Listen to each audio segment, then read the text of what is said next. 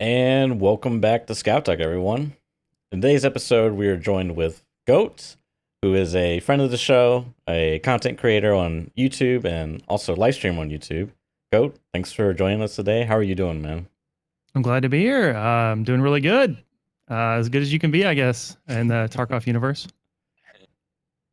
That's excellent. I do actually want to firstly say that I really do think that you, especially on some of your YouTube vids, I think you deserve more viewership. If anybody hasn't gone to check out your channel, I think the things that you make are really high quality, and I think just props to you for just having such quality videos. Honestly, I'm actually amazed that you kind of don't like get more views on some of these things. Actually, I really do. I really do think they're very very good. I just thought I'd say that straight up front. Yeah, I haven't been making like Tarkov content for that long. I started doing the short game, playing, making shorts. Those have been really successful. Long form content, the algorithm is confused.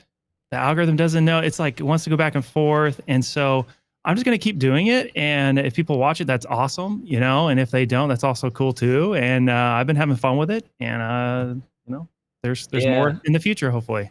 I think that's the way. I think that's the way. I mean, the latest one that I watched about your friend or whatever.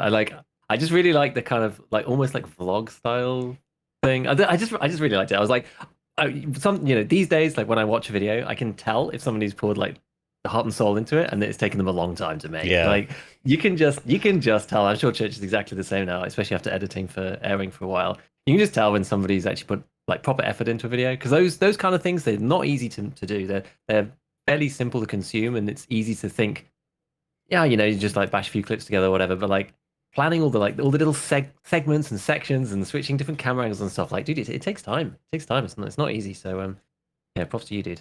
Keep it Yeah. up. I'm sure it'll pay off in long form. Yeah, well, thank you. Yeah, that one that you're talking about, that was months and months and months and months, probably I 6 months or figured. more in the making of recording, footage, doing interviews, collecting evidence. I actually didn't want to make the video for a lot of reasons. Just a quick rundown. A friend and a moderator and a big part of my community was cheating, and I ran into some cheaters in game. Like, they killed me. I sent him a friend request and had this happen multiple times and said, "Hey, can I film you? Can I ask you some questions?" No, no, no, no, no. Finally, someone said yes. And I collected a lot of evidence and I built up a case and I confronted the guy. He admitted to it. And it gets even more wild than that, because he was a guy in the Discord responsible for handling like really sensitive information about people's hardware and people who were banned. And long story short, I learned a lot. I made a video about it, and that's kind of, the rest is history, I guess. Yeah, and you sent me that video in a DM, and you were like, "Hey, Church, here's this video I made," and you told me a little bit of the background, and I think it's a really interesting topic and cheating. And anytime someone comes to me and they're like, "Hey, let's," I had someone DM me about, yeah, I'm in like a hacking community, I'm like behind the scenes cheater man, let's have a chat, get me on your podcast. And I'm just like, I'm on. It's not that I don't find like cheating or like I'm scared to talk about cheating. It's more so just like generally speaking, I don't find the topic that interesting with like an asterisk. Like, because sometimes when you say you want to talk about cheating, you're just like, man, I can't stand these hackers. BSG can do something now. Fix the game. It's you're kind of like powerless in the situation. But so I was a little hesitant to watch your video, but I finally like got around to it and watched it. And I was like, wow, this is like not what I was expecting. This is really good. You know what I mean? And plus the video was really good. So, and you got a crazy story going along with it, which if you haven't seen the video, I think you should all watch it. It's super entertaining. I think it's called like the messy truth about hacking in video games. Is that accurate? Yeah. That's it. And yeah, the big thing about it was I learned a couple things that I think that most people just need to hear, because you go into the Reddit comments, or you go to any discussion about cheating and you go into the comment section, and everybody, you will see a pretty consistent feedback to BSG. Though, they need to have a better anti-cheat. We need to detect them. Battle Eye is not good enough, and blah, blah, blah, blah.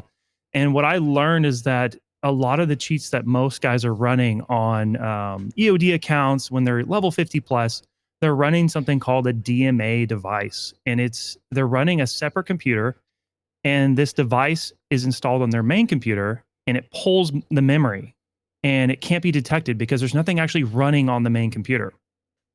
And when I learned this, I was like, because how are you going to stop this? Right. And so that's kind of one thing that I thought was really interesting. So I go into more detail about how all that works in the video. And then just, talking to these guys, I interviewed a bunch of different cheaters, and most of them didn't want to be in the video. And so I chose to keep like this main crew that I ran into. I chose to highlight them and actually interview them and kind of keep those characters throughout the video. And it's a 26-minute video, so it's a long video. If you're gonna watch it, sit down, grab something to drink or some popcorn or whatever. Watch it in sections or whatever. And yeah, I lost friendships over this video. I changed my whole perspective about Tarkov and what the developers should be doing or what they can do. My whole focus on how I look at raids every time I die and how I think about it has changed. And so, yeah, it's rough. So you lost some friends over it. I mean, I'm assuming the person you outed was one of those friends, but was there other people within your group that were like, oh, this isn't right, he's blah blah blah, he made a mistake, or how did that play out? Yeah, so people who said, "Oh, it's not that big of a deal," those kind of people, I don't play with them anymore. There was one guy who said, I have no problem with him cheating because he's like on my team, and I was like benefiting from it, so it's not that big of a deal. I was like, okay, we're never playing again. I'm not playing with you again. And this whole thing, like, I never wanted to get involved in any of this to begin with. And the only reason I got involved and even met this guy is because back when the 12.12 patch launched, I went to log in, and my wife was playing as well, and we go to log in on wipe day, and I go to type in my name and my email. You know how that makes you re-log in and all that, and it says 229 error, and I'm like, 229 error, what does that mean? So I look it up, and I'm like, no, banned? Like, what? So I go and Kelly, my wife, Kel, she was like busy doing something else. I'm like, I'm gonna try to log into her account. So I go and I log into her account, 229 banned. I was like, dang it, that's 2 EOD accounts. That's like over $300 right there. And like, that sucks. And I'm like live streaming. So I'd like shut the stream down. I'm like, this is not good. And I hear about some other people getting the same error. And it turns out thousands of people who had this gigabyte motherboard were all banned because it wasn't reporting a unique serial number. So there's something wrong with the BIOS. So some hacker out there in Hacker Universe got banned with that motherboard, and anyone who has that motherboard got banned. So it took us a couple weeks to figure it out, but we finally figured it out. We contacted BSG. I had a BSG contact, and we went back and forth, and it apparently was like 3 or 4 or 5 motherboards. We isolated all the motherboards. We got everybody unbanned. It's all good, yay, But through that, I met a bunch of people, and one was this guy. This guy that was also hacking. I didn't know at the time. And he's a software IT guy. He cracked the code behind it. He figured out that we all had the same serial number. And he's like, look, this should all be unique, and all of you guys are reporting the same serial number. So, we were able to figure that out. And that's how I got involved in this whole hacking thing. And to begin with, I don't have a software background. I don't have a programming background. And my Discord ended up being this place where people go when you get banned. And so like Wait, I'm Cheating guy, I helped him get a BSG contact when he got banned one time. I didn't vouch for him. I just said, hey, here's the contact, and people come through. I get an email probably every day from somebody for the most part. I don't have much to help them with or anything.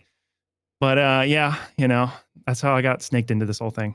That's kind of like the poison chalice. You've been like thrust into this thing just because you had your own problem, and by virtue of being a content creator, you've ended up being like the hub for that kind of issue. It's funny because I do remember actually this story previously, because somebody came and spoke to me about it and said, hey, have you seen what's been going on here? Have you seen what Goat's been doing? And maybe you could put the word out and whatever. And I was just like, look, I'm happy to talk about it, but I don't think there's any point making a video because it won't perform well and then no one will watch it, which is like exactly that's what you're looking for, is for tons of people to watch this thing. And like, I don't think anyone's going to watch it. So I was like, I fully support the endeavor that you guys are going through, but it's just a really hard topic to actually talk about because, like, why should anyone believe you as well? Like, except for the people, like all of you lot who know that you've been banned unfairly. How does anybody know? And like, thank God that you lot were actually able to figure out this whole serial number thing. I did actually find that fascinating. That was the root cause of it. That these and this is the thing. It's another thing that puts into question like so many things of these like false bans or real, whether a ban is real or not, is that random things happen like this that you could just never predict, and so you can never really know either which way. If somebody gets banned, it's definitely not a sealed shut case for sure. And in this particular instance, as you said, a bunch of these motherboards were all stamped with the same serial number, loads of them, and anybody who used that one serial number got banned off, which is just like it's just nuts. I do remember with watching some of like your follow up videos, and there were some other issues too as well, like having to be super careful about people trying to get in on the list, right? I remember you talking about that. There was problems because you've now got this like holy grail opportunity for people who have been banned properly to now get in and say, oh no, I was banned unfairly. I've got this motherboard. Get me off the ban list. So people who are actually hacking, but then trying to infiltrate your endeavor basically to get themselves back online, which is like actually crazy. Like it's just so crazy going from like the guy who's just been banned and tries to find a solution to that. Oh my god, it's mad. It's really annoying because like I'll be live streaming or I'll have a YouTube video and people come into the comments and like I've been 229 banned and everybody says you can get me unbanned. What do I need to do? And I'm like, oh god, I gotta do this again. So I created this like unlisted video that I would send people, and it basically was like, listen, I don't know you, I don't trust you. Everybody lies to me. So here's what I know. You guys can go to this room and talk amongst each other. But I eventually, started doing that. And then I moved over to like basically saying I'm not going to help anymore. But I was like, man, that kind of sucks because when I was banned, I really hated it when no one wanted to help me. I got banned from the Escape from Tarkov Reddit for discussing it. We had already cracked the code. We had figured out everything. And we sent the mods. We said, listen, we made this post. It's got thousands of upvotes. Here's all the information. We know what the problem is. We need to get this information because we can't get in contact with BSG, and they banned me. I got banned from the official Tarkov Discord for even mentioning being banned, because that's just part of their terms of service. They just ban you, So I was like, I know what it's like not being able to get any help. But at the same time, it's rough because we had sent a list to BSG of names of people who had the right serial numbers. So we interviewed people one-on-one, and we had them tell us what their motherboard was, and they would tell, and then they would give it to us, and we hadn't released any information. And if they had the same motherboard, we're like, okay, I feel comfortable about this account. We sent it on to BSG. So they responded back. And this guy, it's the closest thing to like being like a double spy or something. He wouldn't tell me his name. I got the information through HyperRat and Bakizi. Those guys gave me the same contacts. I was like, okay, this is legit. And they've both been falsely banned. So, they were more sympathetic to the cause, I guess. And so I'm talking to this guy, and he sends a message back and says, some of the people on this list are not legit. And he kind of just stopped talking to me. And I was like, I almost ruined the whole relationship. And then they eventually, we sent them more evidence, and then they were like, okay, this is good. Okay. And then they kind of opened up a little bit more, but it almost all got ruined from some guys giving me wrong information and lying to me. So it was like, it's just so frustrating. That's really insane. It must put I guess it's good training in general for them. I mean, we're all super skeptical on the internet, but this is like next level, right? Like anything that anyone says to you, you're having to second guess and think like, is this guy legit or not? Like, could you've got this screenshot from his motherboard from somewhere else? Like, do they know? Do they not know? Has someone else told them? Like, it's just so I can't imagine. Honestly, I can't imagine. I really can't imagine. It's absolutely insane. It's absolutely insane. But the fact that you managed to get through to a positive conclusion and get everybody with those motherboards unbanned was also pretty cool. I mean, I had somebody message me the other day and they said, I've been banned and it's unfair. Do you know where I need to go? And I was just like, I don't. Like, it's never happened to me. And that's the thing. If you've never been banned and you haven't had a friend that's been banned or anything like that, you literally just don't know where to turn. And you start looking up, I guess, posts on Reddit of other people and trying to figure out a way through the maze to get to a contact who you can actually speak to try and overturn your case or whatever. And people say just like, talk to BattleEye. It's like, what does that even mean? Like, how do you even do that?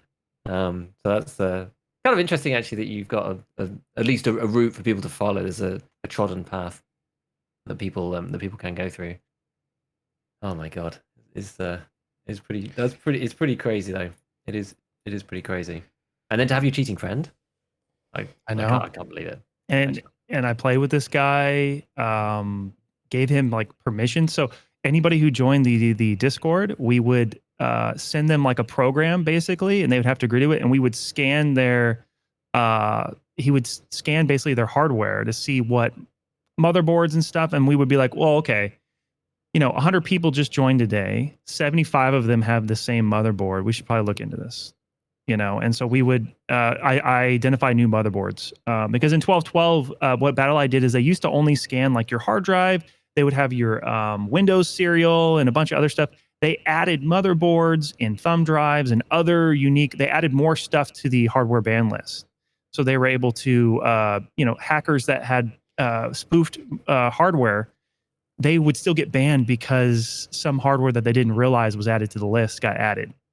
So that may be a really complicated way of explaining it, but essentially they added more hardware, and one of them was the motherboard. So that's why all these new motherboards were having problems.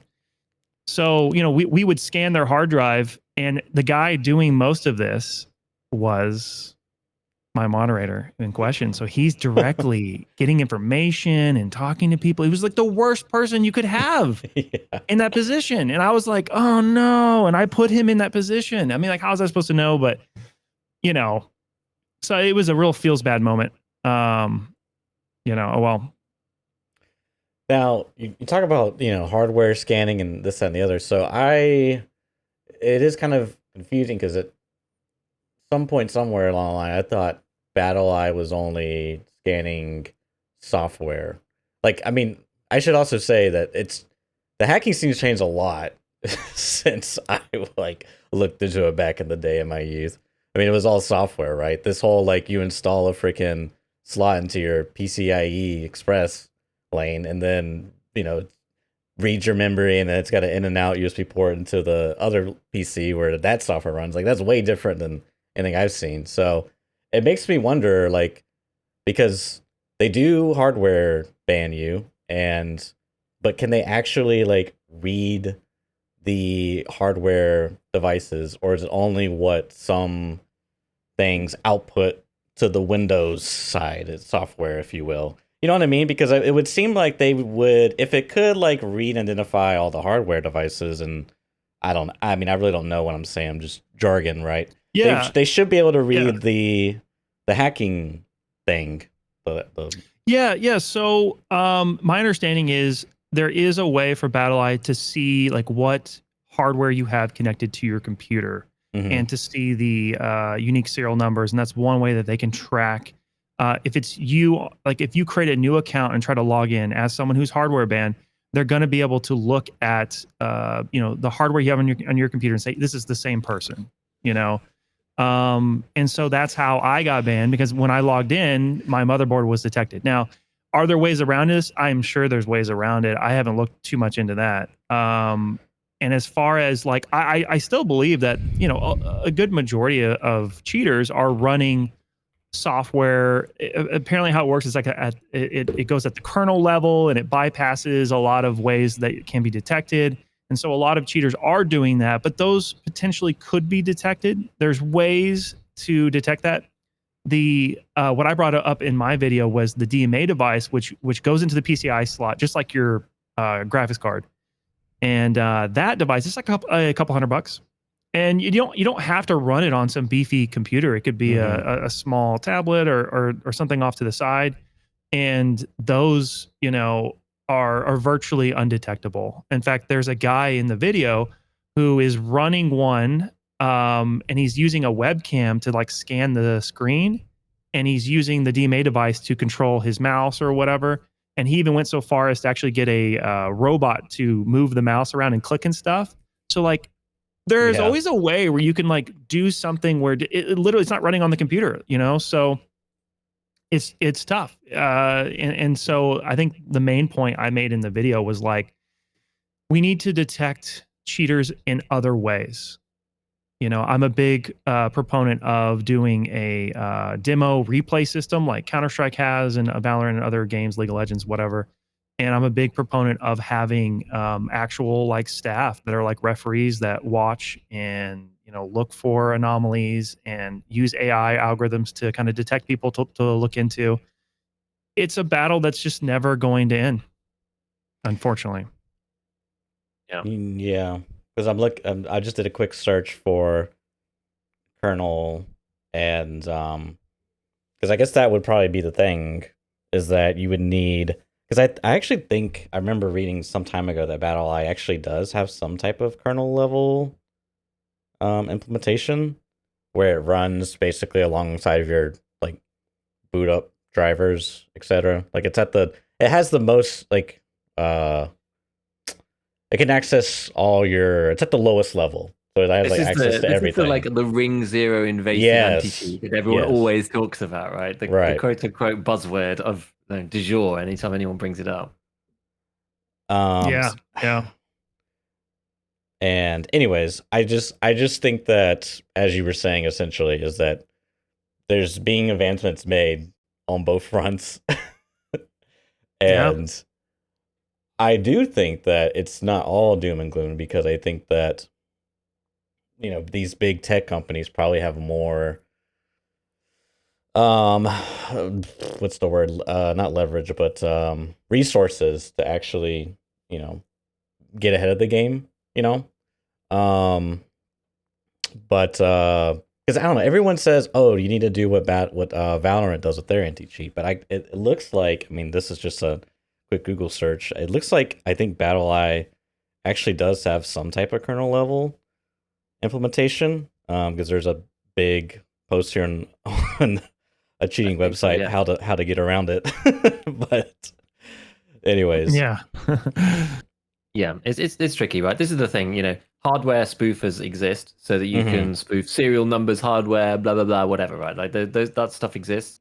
So it's very difficult, right? There's ways around things. You modify stuff enough, and you're canny enough, you can make trick windows into thinking all sorts of random stuff is there when it actually isn't. That just makes it like super hard. And then I don't know. I just feel like over time, I think that the whole, it's not really a tangent. I guess it sort of is a tangent. It's sort of related, but the whole like the nice guy drama that appeared because of this dude Kev, who's like supposedly hacking, or maybe not hacking. I don't think it's ever been proven. The guy just seems to have disappeared now. It's just kind of all faded away into obscurity, and we'll probably never really know. But the ways that the top guys were suspicious in the first place are not only just because of the crazy progress, but stuff like, this, it's a bit like the sort of statistical, if anyone's listened to like Veritas talking about cheating, there's like the ways they do it in chess, it's like the statistical analysis of the game. You don't need to necessarily prove to somebody that they are hacking. You don't need to prove that hacks are running.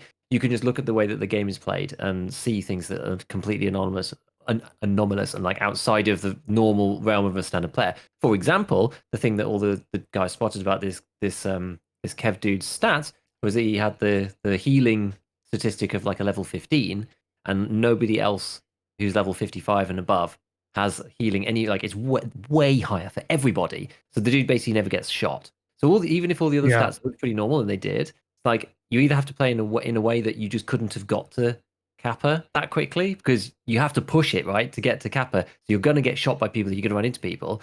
So it's just like it's something that's inconsistent and doesn't make sense. I feel like those approaches are probably in these situations, right? Because what can you do if somebody's running undetectable hardware cheats, whatever? They're like reading the memory, and information's being sent to your client, and then they're running radar on another screen and stuff, like, or as an overlay or whatever, right? It's like, you're kind of fighting a losing battle there. But it's this. I think some of these statistical approaches are maybe more robust, especially when you've got large amounts of information to compare different people to.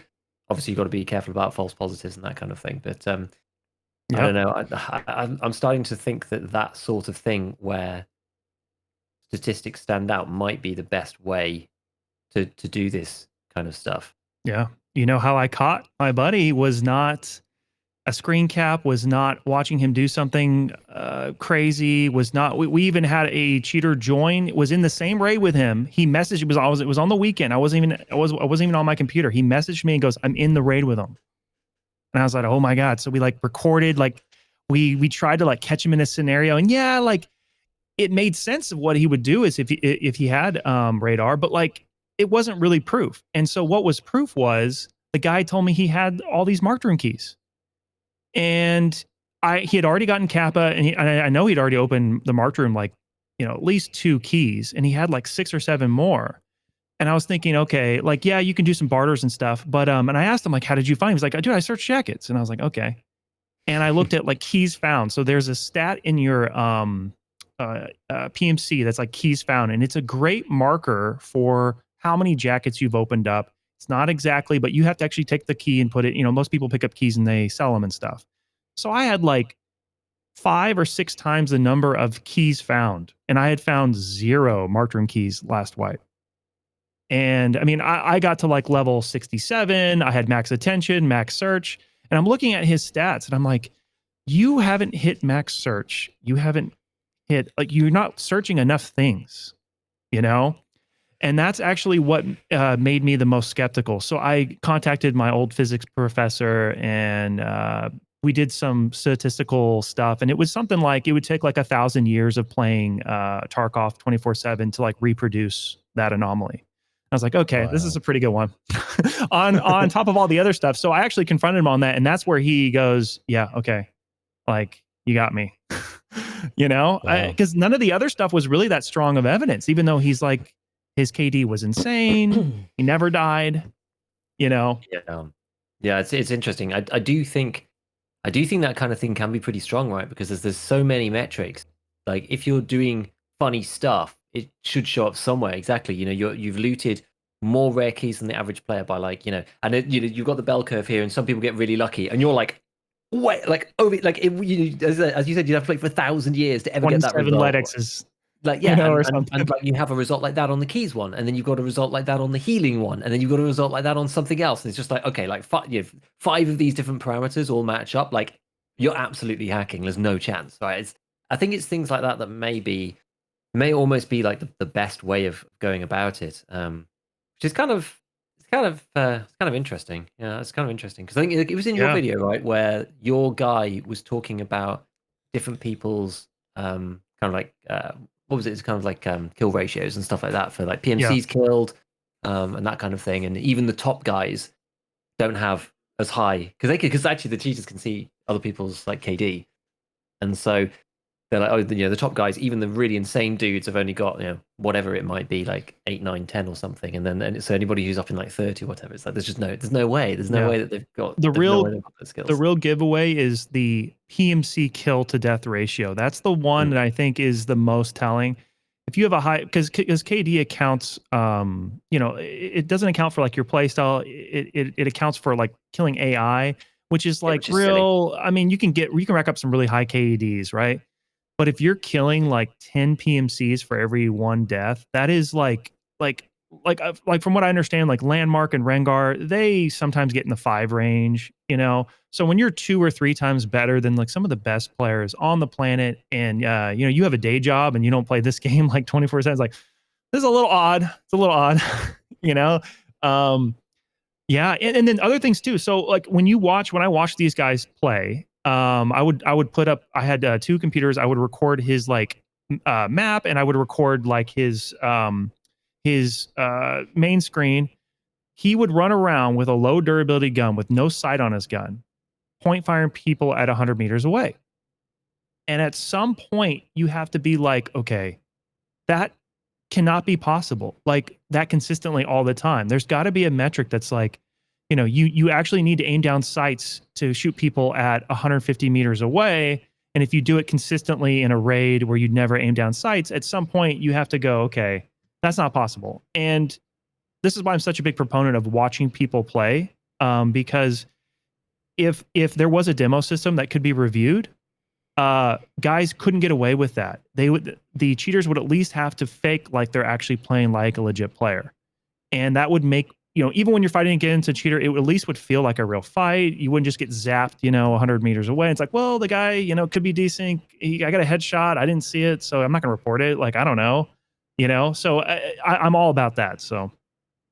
Yeah, I think the one interesting thing about that part is that then we end up sort of delving down into the kind of BSG server networking implementation aspect, where sometimes things do look like hacks from one person's perspective. And we've talked previously on this cast about those problems, about desync, about how it looks, about how you'd need to have both where you almost need like 3 perspectives. You need to review all 3. You need to review, and it would need to be so granular that I'm not even sure if they could reproduce it. But just assuming, for argument's sake, the technological aspects of being able to reproduce those raids perfectly as if they were on your screen are easy and doable.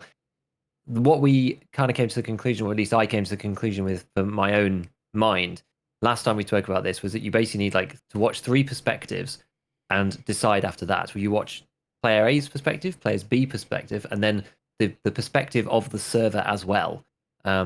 Because as the data moves around and the server lags and the RTT time spikes and stuff, and someone like flies out, those things look so different from everybody's perspective, and the server's really the one true source. But it is also affected by lag from the players and that kind of stuff. So we've seen people like Tweak get banned in the past because they flew out of a window and then shot somebody, whereas on his screen there's nothing of the sort happened. Right, it just something bugged and looked weird, and it was crazy. So I do think we have to be a little careful with that, because if you have a game like CS, then everything's super tight, and when you're reviewing somebody's footage, you're pretty sure that that's basically what happened on screen. If you're looking at it from one player's perspective, that's pretty much how it went down. Like a little bit of network latency or whatever, if you're playing, especially if you're playing overseas, but that's about it. Whereas we've seen insane stuff on duo player perspectives. It's absolutely ridiculous, right? I think like the most egregious one that I've ever seen was the one that I put in my video about why you can never really tell if people are cheating or not, and it was the one on reserve, and the 2 fights are just like totally different, right? The one guy's on the stairs, the other guy's on the roof. Yeah. Just like, what is going on? It's like 2 raids, like 2 different raids. The guys are just like, they're fighting shadows of each other around the screen. Like neither of them are where the other person thinks they are. Absolutely mental. So I've run into multiple situations like that. I've strung together 2 perspectives when I run into another streamer and like shown how bad the desync is. And I think what you would find is like the server's like recording of what happened is different than everyone's perspective in the raid. I think you would find that a lot. And I to me, what I think having the demo would be is to watch someone's movement and how they act and what they do during the course of 45 minutes, which would be so damning. And I think that in combination with just forcing them to play normal. Like right now, it's clear to me that I don't think BSG has a way to actually review the log and watch a player go through a raid and what they do. It's clear to me, I don't think they have something like that. Now, we don't know, they don't release this information, but they're banning people based on a Twitch VOD that's compressed over the internet from one person's perspective that is potentially completely off and all messed up. And they're reliably going, okay, that looks weird, we'll ban this player. And they've consistently done that. Tweak, Rengar, and there's multiple other examples of this. And I feel like, that's not good. There should be another way to go look at things, and it's unfortunate.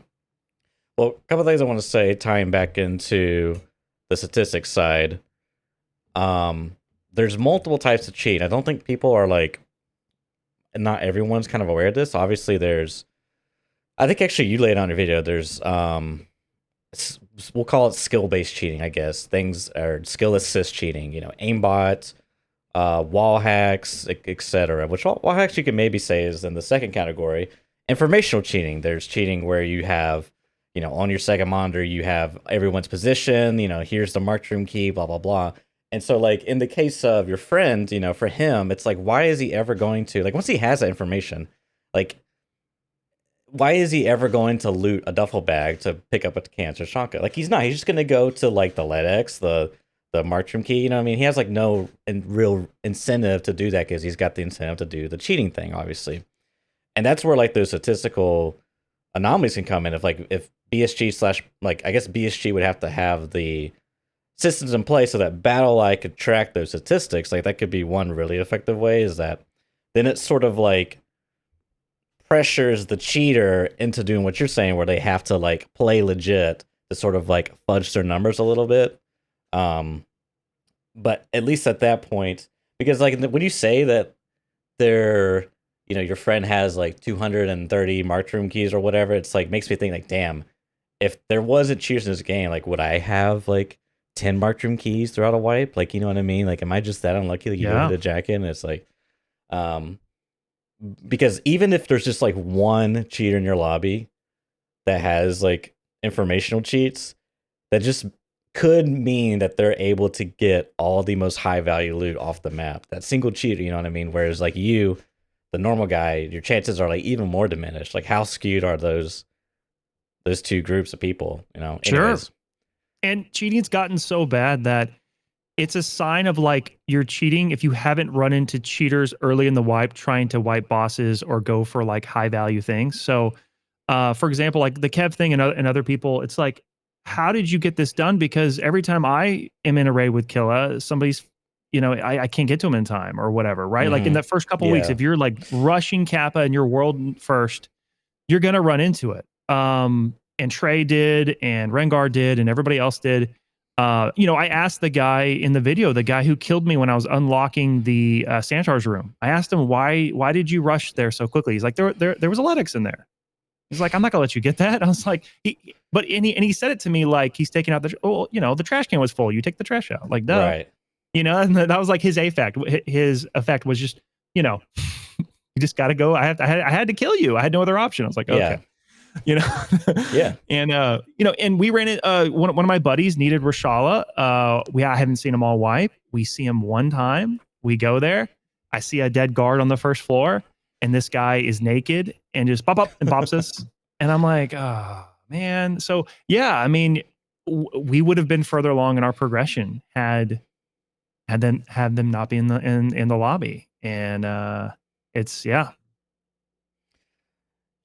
it's unfortunate, but if they were somehow able to track those things, then at least, as you said, the cheaters would be able, like, they would have to fudge their numbers a bit, and even then, they probably, depending on how good they could analyze the data, they probably still couldn't fudge it effectively enough without playing completely legit, at which point kind of like diminishes the point of cheating.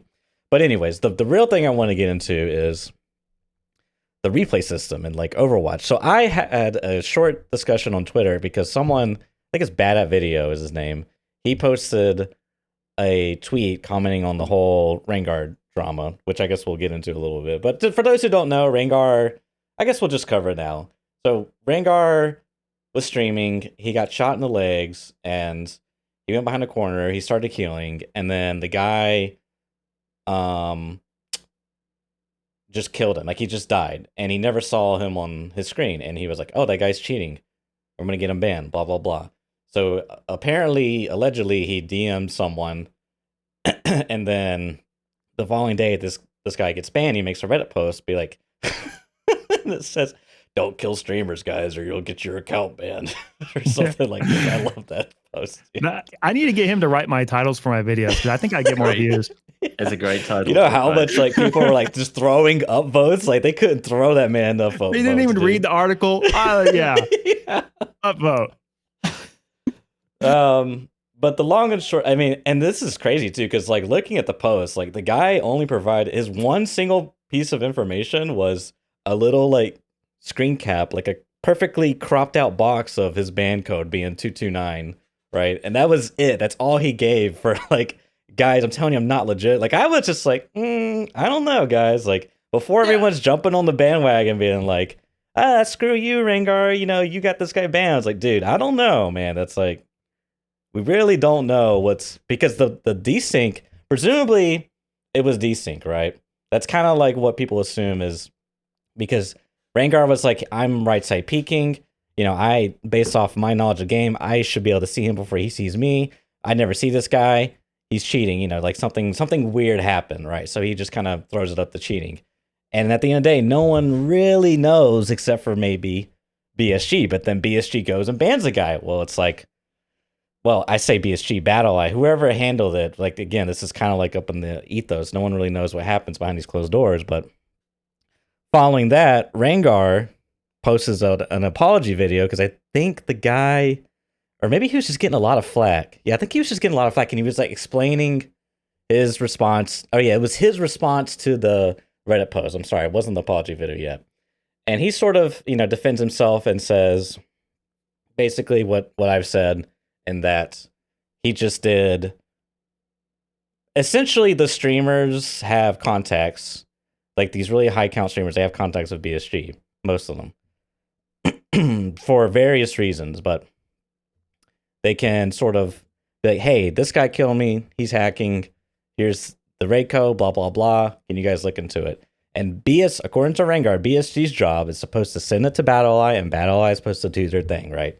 But following the next couple of days, the guy gets unbanned, and it's like, whoa, what happened? So Rengar feels bad, and he's trying to like apologize for it. And eventually he does say that, he messed up in his behavior, which I commend. I like it when people, if someone fucks up, let's not be so quick to crucify them. Let's give them a chance to, be a human and realize they made a mistake, and like learn and grow from it. Let's not push them deeper down into the pit. It really frustrates me on Twitter. But anyways, Twitter's a shit show, so you know how that goes. But I think that's the general synopsis of it. The guy's unbanned now. This is the thing. I don't know what happened. Like, you could really sip the conspiracy juice here and be like, BSG actually banned him and he actually was hacking, but it was so bad for the big Sherpa drama and it makes us look bad. We have to unban him and we'll just allow him to keep cheating. It'll be fine, guys. We'll sell more copies. Like, it's a win. Like, you could go that deep down the conspiracy rabbit hole, or you could be like, you know what? Be it the BSG just banned him just because Rengar. Like, I have no idea what happened. What are your guys' thoughts? I've been talking for a while. Oh man, it's. I need to talk to my lawyer first. Hang on. Yeah, exactly. Allegedly, by the way. Yeah, it's a tough situation, right? Like, I don't necessarily feel the people that I feel that are in the wrong here is BSG and BattlEye. Let me make that very clear. Because if you give high level streamers access to private channels with which to report people and to get them banned, and then people use those channels, it's very hard to be angry at those people for using that.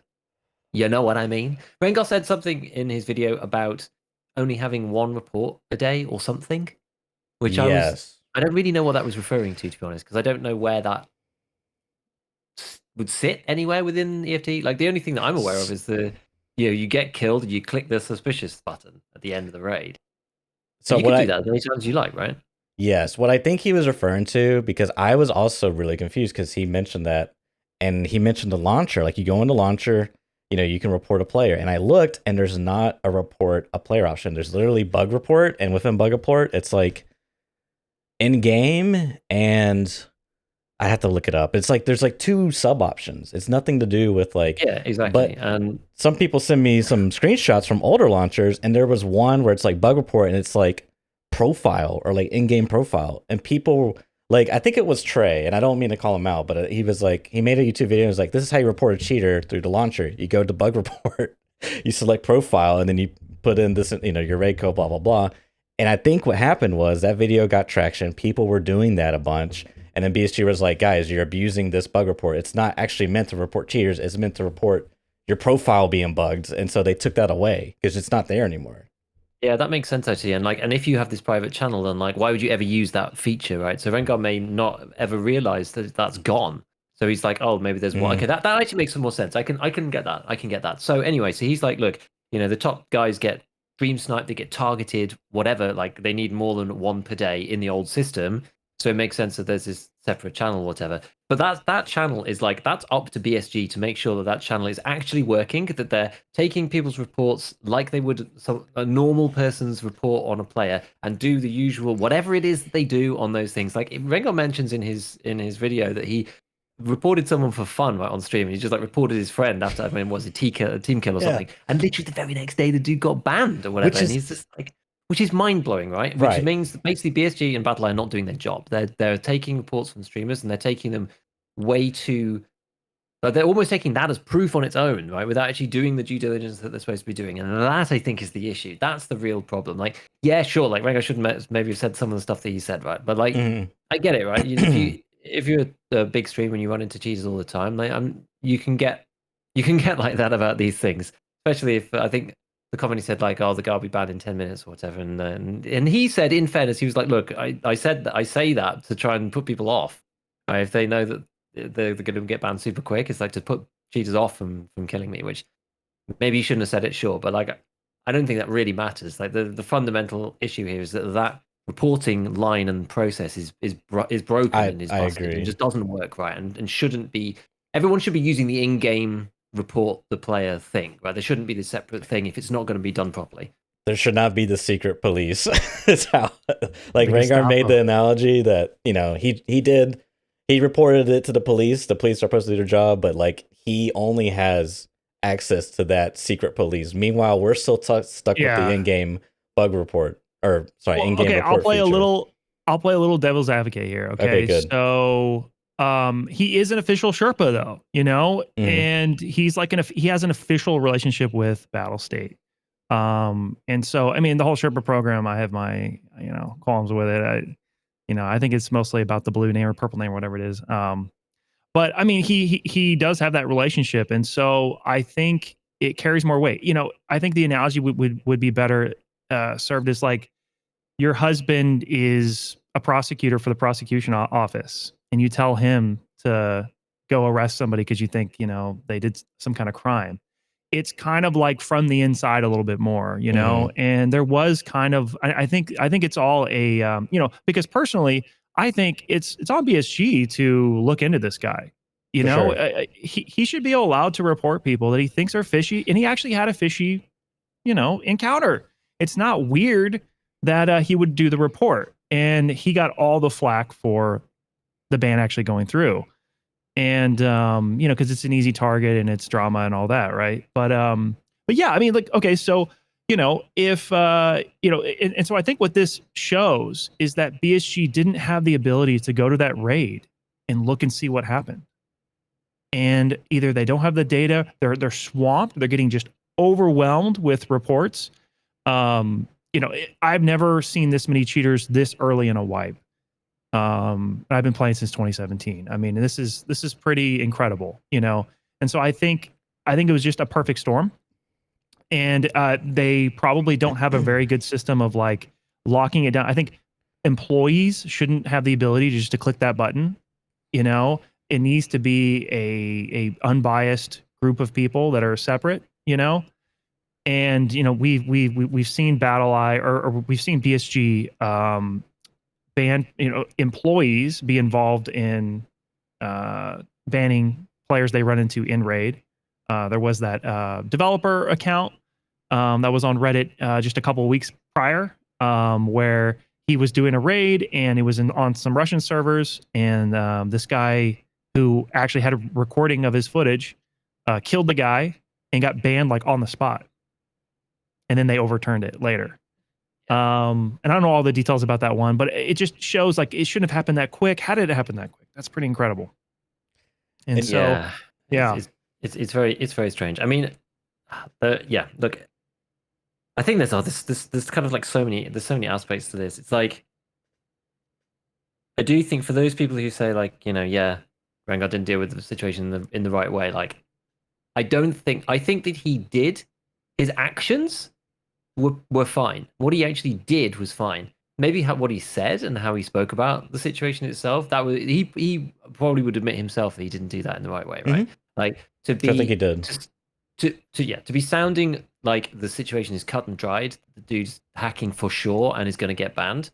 I mean, that's just you just can't prove that, right? There's just no Yeah. I way. mean, As we he said, literally you can sync changed whatever, his in-game account name to be Cheat Me is Ban. Like before he got into the next raid, he went and changed his name to Cheat Me is Ban. Like that's, I mean, it just doesn't look good, Yeah. you know. And I know, Yeah. but that's optics, man. I mean, it's just unfortunate. That's how people they're gonna judge you based on how you sound and how you act around it, and it's not necessarily fair though. Yeah. So I think that's it, right? I think that's it. It's like I think his actions are fine. I think the way he dealt with it is bad. The way BSG have dealt with it is pretty bad. As Church said though, like maybe some of these people who've ended up in like wildly popular Reddit threads were hacking and they've just thought, whatever, we'll just let 2 people through. Like, who cares? Like, it's such a small amount of people, it doesn't really matter. And it looks terrible if we don't unban. The thing is, it looks bad if they unban them as well. So I don't really know. Like, the only thing that I want to add is, based on history, BSG has an absolutely awful, appalling reputation of this in general, with manual bans from the dev, as you were saying, from streamers, where it looks like desync. Like, there's way too many. They catch flack for this multiple times. It's like multiple times a year this stuff comes out. It's not like at each time it's like, oh, it's a one-off. Oh, it won't happen again. It was a manual review. It's just like, dude, it's been happening for years. Yeah. It's been happening for years, and that's why I'm very unsympathetic for BSG in particular, and their system, because it's happened time and time and time and time and time again. I'm kind of sick of seeing these threads. Honestly, it's quite annoying. Yeah, and the amount of work it takes to get your account unbanned is quite the chore. I mean, the amount of hours it was like, I want to say it was like 2 or 3 weeks when I got banned, of constant emails and research and meetings and talking to people. I did like a bunch of donations to different streamers to get their attention, be like, hey, do you have a BSG contact? I gotta basically like pay off the mafia to get in and get a connection, and like, hey, it was, and most people aren't going to do that. And in that guy's situation, how he even figured out that it was Rengar was pretty impressive. We actually, and I don't even know if there's evidence that thread is that guy, or that he is the guy who got unbanned. I don't know if we can even really vet that either. It's just all so hard to like figure out. Yeah. I just think at the end of the day, because there is so many unknowns, we can just look at the things that we do know. And according to Rengar's accounts, we know that he went into secret channels. I mean, he showed the DMs and he blurred out the names of the contact. And what's crazy too, this is one thing I wanted to say, is he, in his like apology video, or one of his videos, he was like, as you said, Giga, he like reported his friend got banned. Which is like more questions, right? Was his friend actually cheating? And he didn't really, because he never like said that, oh yeah, he's legit.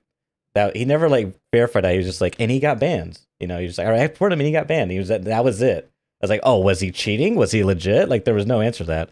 And then he also talks about Wade I'm cheating, who has been false banned 3 times, which is like, how are we supposed to have any faith in the system? Even just being accurate. Like, clearly it bans people, but is it even accurate at this point? Like, it's very like, it just kind of destroys your faith in the system. But tying it back into manual reviews and this sort of like subject is, Bad put out a tweet talking about Overwatch, Valve's Overwatch system, Counter-Strike, and he quoted Rengar's tweet, and it's like, hey, this is why when people talk about an Overwatch system, I never want to, it's like the worst possible thing. You should never, this is a prime example of why we should never do manual reviews or whatever, or community reviews. And I was like, what? That doesn't make sense, because I've always heard really good things about Overwatch. So I think I commented on it a few times, and then I started watching some videos about it. I was like, okay, I gotta like, he seems pretty confident about this. I have to like find out what I'm missing here, because I'm clearly missing something. And interesting enough, basically through the conversation and watching videos, I found out that at one point in time, little history lesson from Valve's Overwatch system is they implemented this Overwatch system, and it was basically a replay thing. And they was like giving the power to the players, and the players would get reports, right? And then those reports be sent to the Overwatch queue, and then you could review them and whatever. And you would get the POV of the suspect. You would get like a few minutes, and you could determine if they were legit or not, or suspected of cheating. And Valve did this like in a very small group, right? It was a very controlled group. And what ended up happening was, I think they got like a 10 to 15% accuracy rating. And they were like, okay, well, we just need to add more people to the group, because that will increase the accuracy rating. And they open up the floodgates, and you can see the graph go up with people, and then the accuracy rating remained the same. So it was still a 10 to 15% accuracy rating. And this is why Bad was so against Overwatch, because he was during that period, and he was like, it was absolutely awful. Like, no cheaters were getting banned. people were, you know, getting flagged and they weren't even cheating. Like, it was just awful. And that's just kind of like affirms that we as humans, like, because you say that you see a lot of cheaters. I feel like I haven't seen a single cheater this wipe.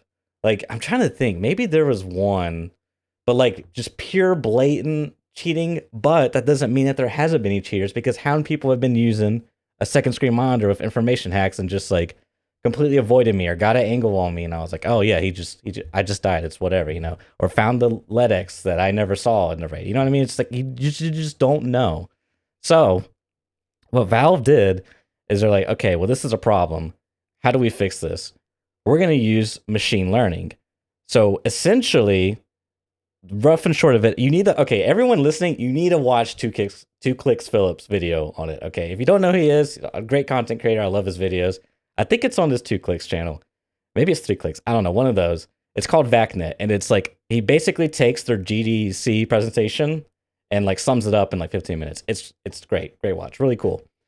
So what they did is they used machine learning, and essentially they got the system so good to, like, mathematically speaking, like 100% accuracy rating. I mean, not really, but it's like, that's if the math works out. They got it so good on the machine learning side to where now what they do is when you get an Overwatch case, the system, VacNet, if you will, already knows that they're cheating. They're just sent to you to get the confirmation to like train the system, to keep training the system. So like it sends a case to you, the guy's clearly cheating, you do your job, like, yeah, they're cheating, because the whole system is basically hanging on the fact that everyone hates cheaters and they want to catch cheaters. If that wasn't the case, then the system would break and fall. Like, even though there's people that like try to screw up the system, it doesn't work because the mass majority hate cheaters. It's super interesting. And basically the way I see this going, and because that was like back in 2017, that's just machine learning. Potentially, I think the future of anti-cheat is going to be AI, where AI is doing it, which is like a completely whole crazy other thing. But Yeah. I have to say, if BattleEye was, because I don't think this is something BSG can do, but if BattleEye was ever to implement some type of machine learning system and then coordinate with BSG where we could get a similar Overwatch system, that would be the dream. Because then your accuracy would go way up, and then plus people would force to try to play legit even more so. But it's just a thing of squashing bugs. I mean, it's not really fair to compare because Valve has so much more resources. They have all the Steam. I mean, Steam's been around forever. I mean, not forever, but it's been around for a long time. So they have so much data they can pull from. I mean, it's ridiculous, you know, but. Yeah. And so I actually used the CSGO system when it first was implemented. You had to be a pretty high rank. You had to have a lot of hours. I have a really old like Steam ID. And so I was in that program, and I remember they would send you pro matches of just like LAN matches. And if you were clicking that some of those guys were cheating, you got put into a category of like, you are not reliable. And they would send just like normal matches all the time. They just throw them in there because they just want to, you know, if people are just click happy and want to go after a hacker, they want to find out, okay, you're not reliable. And so they kind of learn from you as well. And then they'll send you cases where like someone's 100% cheating. It's been reviewed by so many people, and to see if you can actually detect it. And, you know, it's tough because like I'm in my Discord and guys are loading the last 3 videos that have been in the Tarkov chat where people are saying, oh, here's this cheater I ran into. No, he's on your, this one guy thought the guy was shooting through a wall, and the guy was just proned out in front of him and extracting. And we all pointed out, I was like, oh, okay. This other guy shot this guy in the back like a bunch, and he's like, this guy's cheating. And it's like, first of all, there's no hack that like, if you're not in the little like stanky leg move, you can take damage as a hacker. And I mean, like for the most part. Well, the guy was wearing a Gazelle. He didn't realize that was level 5. He was running ammo that doesn't even pen level 3. It's like, you just don't understand, you know? You just don't understand. And so I don't want that guy reviewing the case because he's going to get it wrong every time. Or let's say the server is a little off and it just looks funny. Some people are going to click, you know, cheat on that. But the thing about Counter-Strike is like, okay, if you don't know how Counter-Strike works, there's 2 sites. There's an A and B site, and you go plant a bomb, and there's the attackers and the defenders. And so if you're hacking and you know your account's going to be reviewed, you can't just run to the site where the bomb goes every single time. You have to at least fake it and sit at the opposite site and wait for your team to make a call out, wait for it's visible, and then rotate over. That's what I'm asking for or for Tarkov right now. Because right now, there's no way, you don't have to show your hand in Tarkov. You can go straight to the LEDX and you can like stop, crouch, lay down, and point and aim when someone's like 150 meters about to come over a hill. You know, and there's no way for us to look at that. And what I'm asking for is like, I know we're not going to catch all these cheaters. It's not going to be a perfect system, but I want the cheaters to at least have to pretend like they're playing normal for one time in their Tarkov history. They have to at least pretend and play the game, right? And they don't have to right now. You know, when I watched Evoker play, he goes in with 10% durability guns with no recoil. He puts no sight on his gun, and he has max stamina, and he can just run around with unlimited stamina. And like, you watch that for 5 seconds, 100% cheating. Like, there's no debate. And so the thing about Counter-Strike is like, because Overwatch exists, guys are not going to fly hack or do any kind of thing like that because it's instantly detectable. You have to look at game sense and things, and it gets a little harder to get through the weeds. And when you're being cheated on against somebody in Counter-Strike, it doesn't feel quite as bad as it does like it does in Tarkov for that reason. Like for that reason. Allergies. Right, because they're just not like, you know, I remember when spin botting was a thing, but I don't know if that's still a thing. But even if they are spin botting, like, they're going to get banned so much quicker versus like, if someone's spin botting in Tarkov, how am I ever supposed to know when I eat M61 from Jupiter? It's just like, I have no information. I'm like, I don't even, I really don't even report that much because it's just like, unless I see a flying Shaolin monk guy, that's what I call them, like the fucking Shaolin monk flying around. That's the only time I really report. And you know what I mean? Because you just never really know. I just never feel confident about reporting. Yeah, you know? They call your name out. They do things that are just like objectively like, okay. And I haven't killed anybody, so they don't know my tag. I haven't said anything in void. They don't recognize me. But what I will say is like, when I'm playing solo, I rarely report. Like, once every 5 gaming sessions, I might report one person while I'm playing solo if I'm having a long gaming sessions. When I play in groups, I sit at the screen when I think because how we play is I play with different groups. One group I play with really aggressive, chatty players. A lot of the guys I play with are better than me. And when 3 of us like pincer in on somebody when there's one guy left, he goes, and he just pops us all in the head real quick. And he's wearing a killer mask and he's using 9x18 PSO from a Keter. And one of us was 100 meters away. I don't know about that one. You know, that's a little fake. Oh, he's level 5. Wide account. Oh, that's a little odd. Okay, I'm going to report that one, you know? And so, but if I was solo and I died to that guy and I was the first guy, I wouldn't have reported it. I don't have enough data. And so that actually, I put a short up. I was playing with Luke from Linus Tech Tips. He is a really good Tarkov player. Oh, really? That's cool. We, 3 of us died. Dom, one of the guys I play with, died from about 100 meters away to 9x18 PSO from a Keter. The guy's wearing a killer mask. Me and this other guy basically come around the corner. I'm up top. He's down low. We both just instantly die. Luke takes off, gets like 150 meters away because we were thinking like the ammo's slow, the accuracy's not very good, and he just sees this faint outline of his head above the doorway. Takes some shots, and I'm like, dude, look, just get out of there. It's not worth it. He leaves, gets out of raid. He's got a kill, and we're like, yes, he actually got him. We didn't find out until we got out of raid. That one, I feel really confident that was a cheater, you know. But like, a lot of times you just don't know. This comes up in my chat a lot because I'm always just like, I just never know if I run into hackers or not. It's just impossible to know. I've had like this wipe, I've had 2 situations. One situation that was, I'm pretty sure I was getting cheated on, where basically I had a guy just like run me down through bushes on woods with a Mosin, and it was just like, what? I just could not escape this guy, and he was like shooting, like I was like trying to lean, and like we couldn't see each other, and he was like shooting the edge of the rock where my head would be, kind of thing, before I was like leaned out, even because I didn't actually fully go out. I was like, and it was just like sparks off like behind where you couldn't see. I was just like, what the this is not right, guys. Yeah. And the only other one that I had was where I got full autoed by somebody, and this I'm not sure about this one. This is what I didn't actually report this one, but I wasn't sure. Well, at the time, I just got full autoed, and I was like, oh, that's interesting. But often I go back and look at what happened, either because I just, I have all the clips, so I may as well. And it looked kind of weird when I was looking back through the footage, and I was like, huh? And I went through it step by step, and this guy had like 855 in like an M4, I think, and it was stomach, stomach, stomach, stomach, and I could see it was like stomach green, stomach yellow, stomach black, the whole rest of the body, and then one to the thorax and dead. It was just like all stomach and then thorax to finish me off, and I was like, that could have been something. I'm not actually sure. Maybe it was luck. Like to hit all stomach with like a early white M4 with 855.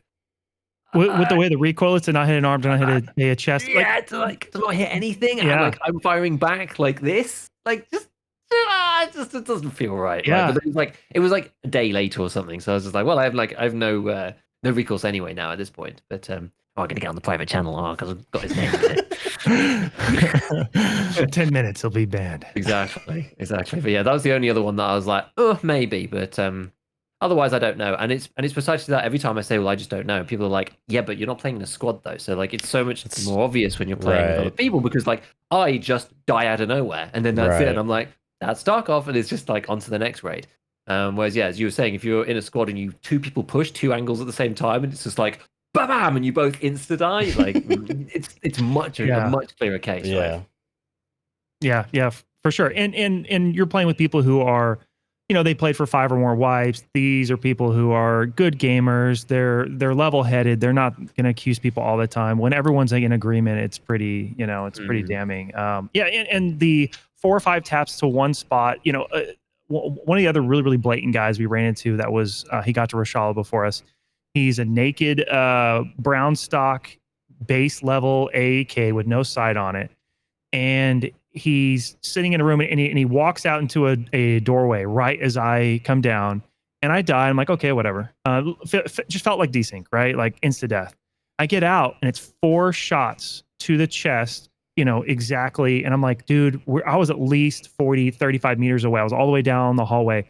That's nearly impossible to do with the recoil system right now. And it was instant. It was just all shots hit there. Like there's not a gun in the game that shoots that, well, like even with like fully decked out. And my buddy was wearing a Alton with a level 5 armor. And the reason he was wearing all that is we were doing the bullshit task.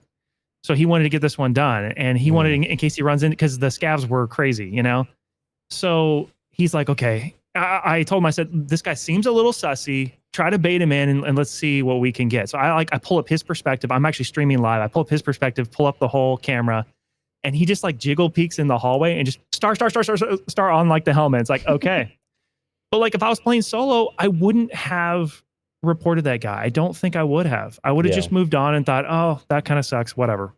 And so having another perspective and really, and we had one not too long ago where we ran into this player. We made friends with him. We dropped him like this meta kit. And we said, when was the last time you got a player kill? He's like, it's been a couple weeks. I was like, let's go get one.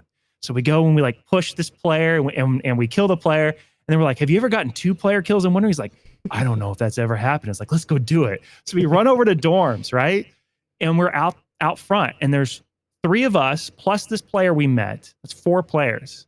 And this player scav comes around the corner, kills us all, like in the head, just kills us all. And it was a player scav. And we're like, oh, God, I shouldn't have brought him over here. We should just went to the extract, apparently. And those are times where if I was solo, I wouldn't have had much to go off of, Which really makes me think that we, instead of a report button, we need a save to review later. And then it saves it, and then a day later, after it's done processing, you can review it, and you get to see the raid. You get to watch the person that you save report on, and then get more information, because we need that, as you said, that multiple POVs. I need to see what he does throughout the entire raid if I want to actually give BSG an accurate report that they can use that for some greater purpose. That's not them using it. Like, do you think it's someone's job to sit there and be like, okay, I got another guy to look up. Let me look him up. And like, what do they even look at? Like, so many questions behind that. I am pretty confident they don't have a robust system that's user friendly for the people reviewing stuff. I just don't think they do. And I wish they did. And if they do, hand over that system to us. Don't let us have power.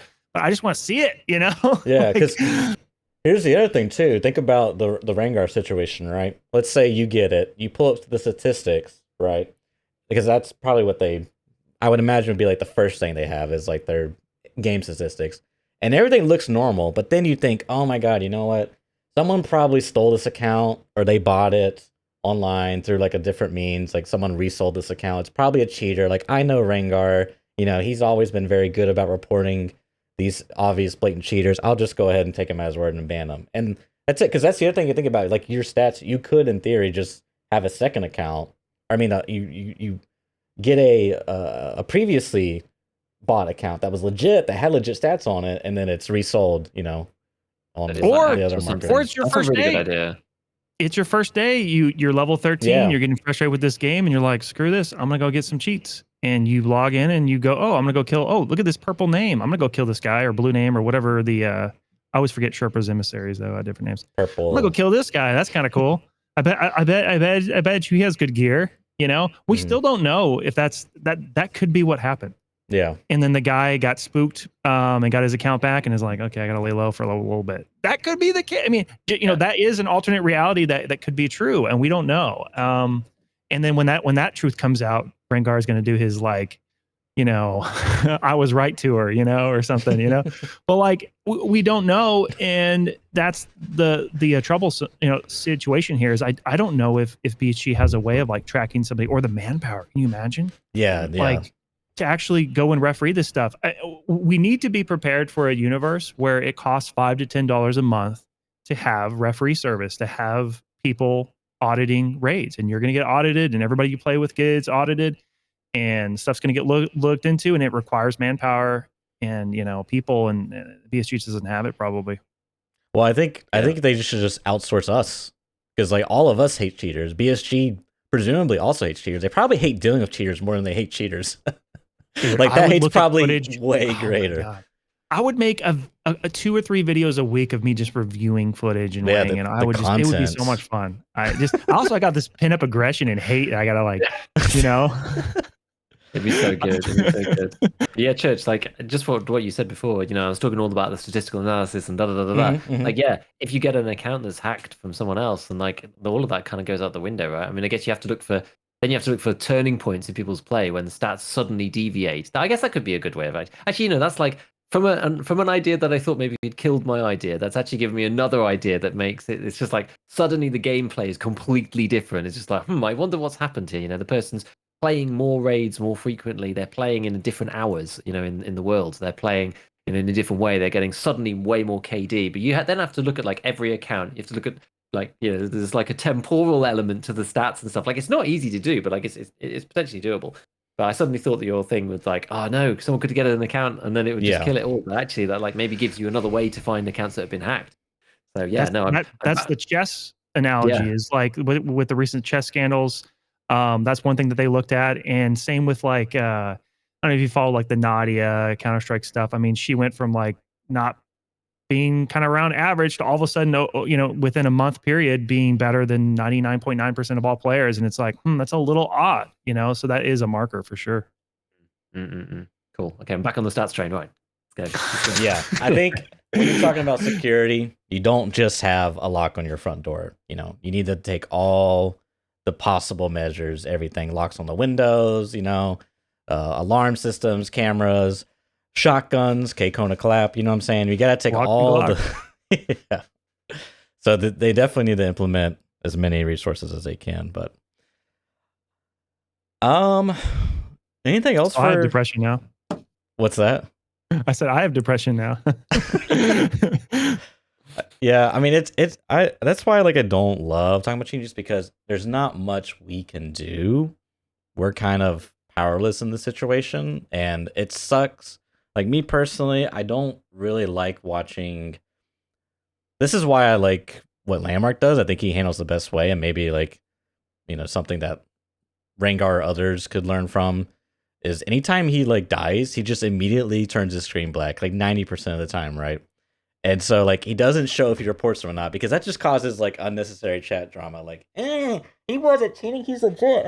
He was cheating. Why didn't you report him? Blah blah blah. Right? He's not going to give them what they want either. And he doesn't do no emotion. He just like goes on. Like you don't ever know if he reports it, and it's like great. And it's like kind of like how you need to approach it. Like just don't make a big thing about it, even for your own mental capacity. Like, you know what I mean? It's just like you just kind of gotta like roll with the punches, because there's really, you're powerless, man, and it sucks. Like it really sucks. But that's the world we live in. Yeah, and as a solo player, I continue to be blissfully ignorant. Yeah. There are some benefits to that, man. There are okay. So as a solo player, when I'm playing solo, which is the majority of the time, when I die in a situation that I need to get into another raid. I just need to get into another raid, focus on the next thing, and I'm good. What's the problem when you're playing in squads is, like, say it's towards the end of the raid, I can't really start a scav raid, can't really do another PMC raid. I'll do my hideout management, but I'm sitting there watching them on Discord, just like fuming, getting frustrated, and like, like so there, yeah. These squads are rough, man, because you just like if you're that shift W Chad, I mean, we call him the entry Chad. We have a couple in my old group. It's like, yeah, that's the entry Chad. Yeah, you go in, Chad, entry Chad, and then he dies, and then it's just like, but if you're that guy, it sucks because you're the first one to go down. Now you have like 30 minutes of like watching YouTube videos, watching their screen, checking Twitter, checking Reddit, Facebook, whatever. It's just like that sucks. So when's the revive mechanic coming? When's the defib going to be useful in raid? That to me couldn't come sooner. Be pretty pog. And now you can judge them for not getting to your body quick enough, and all that kind of stuff. I really hope if any mechanic happens like that, I really hope that it does take a long time and that people are really screwed, because after playing some of these other extraction-based shooters, revive mechanics is what makes solo like borderline impossible in a lot of these games, because things like it's so hard anyway. Like so there's like two things in Tarkov make solo more possible. Actually, there's probably three things. There's the lack of the HUD and the squad communication, which works against people who are playing together as the group size increases, which goes some way to go against the effect of having more guns and more firepower or whatever. You've then also got the lack of a revive system, so once someone's down, they're down. And then you also have the time to kill. So that as a solo player, you can, in theory, kill 3 people with 3 bullets very easily, or at least with 1 magazine, even if it's a crazy firefight. Yeah. I managed to kill 3 dudes on Shoreline the other day with a 74 UB with PP ammo, and it was just rat-a-tat-a-tat-a-tat-a-tat. It was so good. It's the best. Yeah, like other games, you just wouldn't be able to do that. So I don't know. I think they have to be kind of careful with the revive mechanic. You can't just like run over to someone and put the SJ69 just straight into their neck, and 2 seconds they're right out. It should be, they should take some notes from DayZ and other games, but it should be a long process, longer than a serve 12. When the person comes up, they should be bleeding, almost like they're in the hideout when they're dead.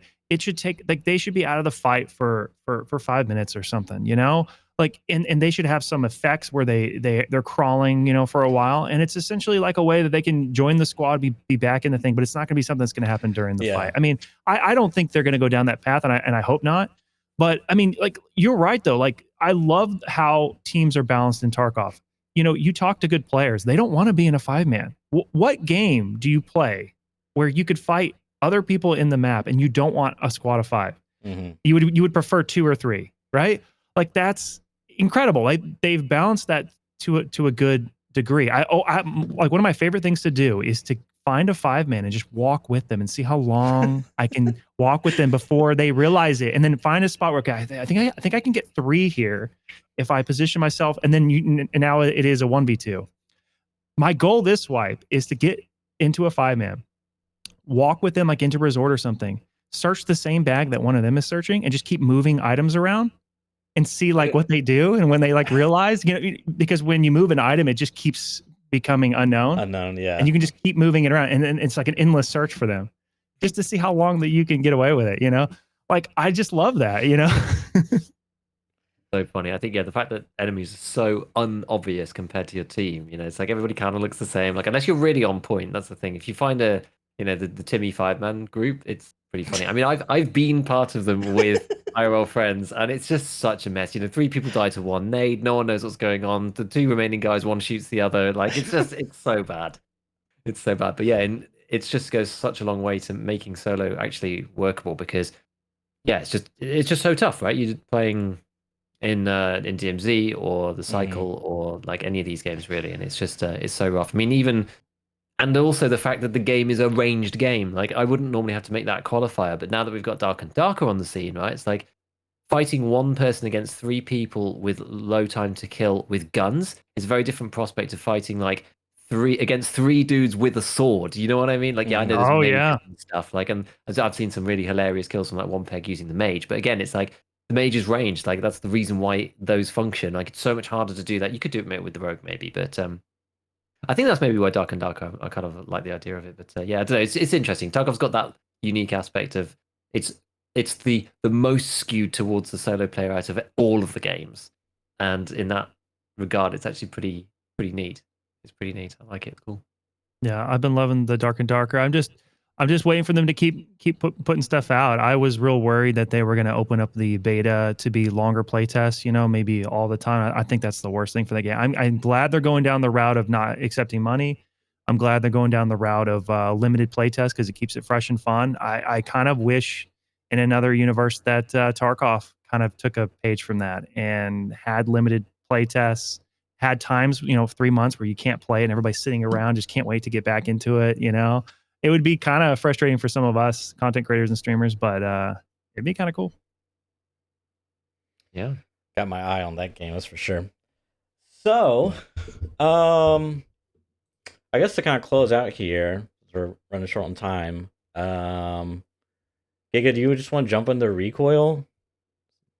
Yeah, sure. So yeah, Twitter's been on fire basically. Like the whole community is just like alight right now. I don't know why exactly, other than just I probably do know why. I think it's the culmination of. I actually think it's because of audio. Bizarrely, I think the audio in this wipe has irritated people. It's like, it's like getting a grain of sand stuck in your eye, and then you end up shouting at your wife. You know what I mean? Like you're so annoyed about something else. Like I think that's the catalyst that has inflamed a lot of these conversations because people were kind of just like, well, firstly we were just dealing with it and it grumbled along and that kind of thing. But I think that now more stuff is bugged. People are getting frustrated. Recoil hasn't been changed for like this is the the third wipe where the recoil is the same as it was implemented in 12.12. And yeah, they've made some adjustments to certain elements such as like the long range shooting, but that was all like back in the early days of 12.12 when it turned out that no one could get any headshots anymore over like 100 meters. So that aside, people are frustrated about that, and that's one of the reasons why I think that all of these conversations have popped up. One of which is Recoil, which is the one that's trending at the moment on Tarkov Twitter, and I don't know, it's a very interesting conversation. I mean, so Trey is kind of like he's kind of like the front man for this right now. He's on a campaign. He's on a campaign to get Recoil changed, or at least noticed. Tons of people are kind of involved. I think it's a worthwhile conversation. I don't entirely disagree with actually having these discussions like out front because nothing's happened. And me personally, I'm also frustrated by the lack of changes to Recoil, to be honest, because it's been like this since 12.12. There's some guns that are like clearly overpowered. The way that they handle the stats is like very weird, and nothing's been tweaked, which is very strange. But there was one particular post which I think highlights kind of like my pivot point on the whole topic. Okay. Which was Trash Panda's Twitter post, which he originally put in something along the lines of, like people are saying that the Tarkov Recoil means that the gunplay is completely random. Surely that means that the entire game is random. Blah blah blah. And it's like yeah, kind of, but like that's not really what people are saying. They're saying it's more random than before. And Trey summed this up nicely, and he said, if you cannot see that the current state of the game is at an all-time high of RNG determining gunfights, then you are simply not good enough at the game to comprehend that. Bad players before 12.12 had a 10% chance to win a gunfight. Bad players now have a 40% chance. And I think that sums up exactly what people are talking about. They're not saying the entire game is RNG. They're saying that the gunfighting is now more RNG than it used to be. Right. And I don't yet know where I stand on the issue. I understand that the good players and the Chad players want to widen that skill gap out. Mhm. That makes total sense. They're good at the game. They don't want to die to random people because they get sprayed. Because when they try to shoot, it's also a crazy spray fest, Right. and they're overwhelmingly likely to win, but less overwhelmingly likely than they used to be. So it totally makes sense that they want to do that. Whether that's good for the game, whether that's what BSG want, I'm not sure. I'm not sure whether that's good either, because Tarkov's not a competitive Right. PvP game in the sort of same way that these other games are, like Valorant and whatever, right? It's not a pure measure of aiming skill. That's not what Tarkov is really about. It's an element of it, but it's only a piece of the puzzle, and it comes very much back to, like I said, almost very similar thing. I actually went back and found my tweet from like March of 2022, where I said the inertia changes in the game are needed for the game, but they also decrease the skill cap at the top end. And both of those things can occur at the same time alongside each other without being mutually exclusive. Do you know what I mean? Like, it makes it, yeah, sure, you can't differentiate the top players as much anymore. Is that really but is that what the game cares about? Is that what Nikita cares about? Does he care about the guys who are running around skill shotting on everybody with the ability to get like low recoil guns?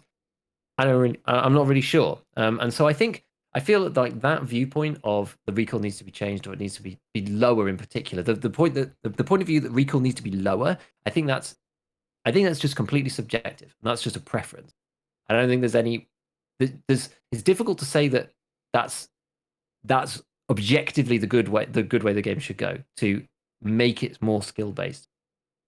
I just don't think that's cut and dried. The only thing that I would like is a rebalancing within the recoil system. I want the Mhm. M4 to be brought back in line with the Scar. Some of these other guns, the UMP versus and like the mutant and the other, like the 9mm guns, they just absolutely suck ass, right? Like a decent mutant shoots like a MP5 SD, like that's completely busted. Like the relative relationships between the guns, Yes. I don't think are right. The overall absolute level of recoil, I wouldn't really mind if it's still like it is now. Like it's workable, and you get advantages for modding stuff and disadvantages for not, and that maybe that could be tweaked. But I just feel that the bigger problem is the relative positions of the guns in the sort of recoil spectrum. If that makes sense. That's my personal bugbear, because I do think that that's silly and some of it doesn't make sense. And I think that if you just want recoil to be decreased so that the game's more skill based, I think that's a perspective thing. I don't think that's necessarily objectively true. What's your thoughts? I agree. I will tell you, I won more gunfights on average before all this recoil change. Especially inertia, man. I was the guy that just loved rounding corners on people with the desync and point firing the head. And I mean, it was dirty, and I loved it.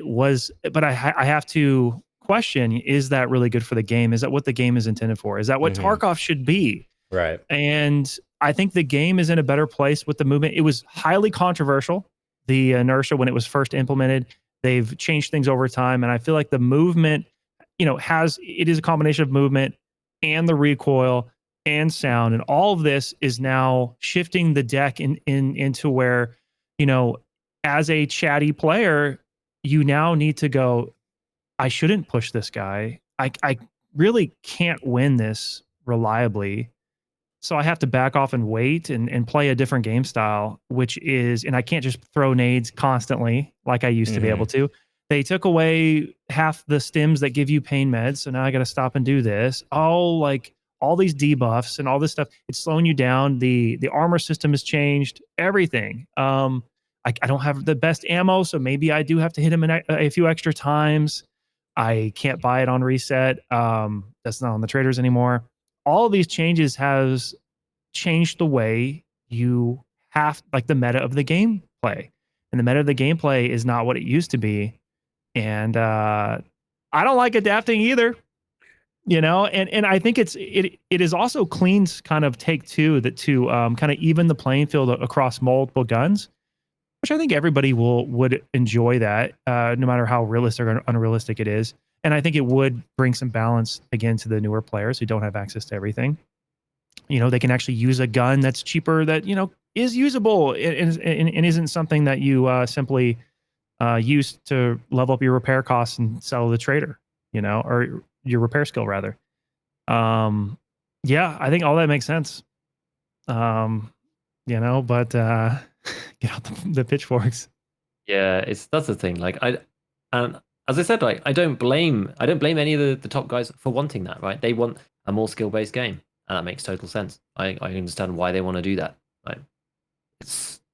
That's the kind of game that they want to play at the end of the day, right? It's like their bread and butter, and it's harkens back to what they loved about the game when they first got into it. It's the lab main play style and all of that, and for high-end PvP, etc., etc.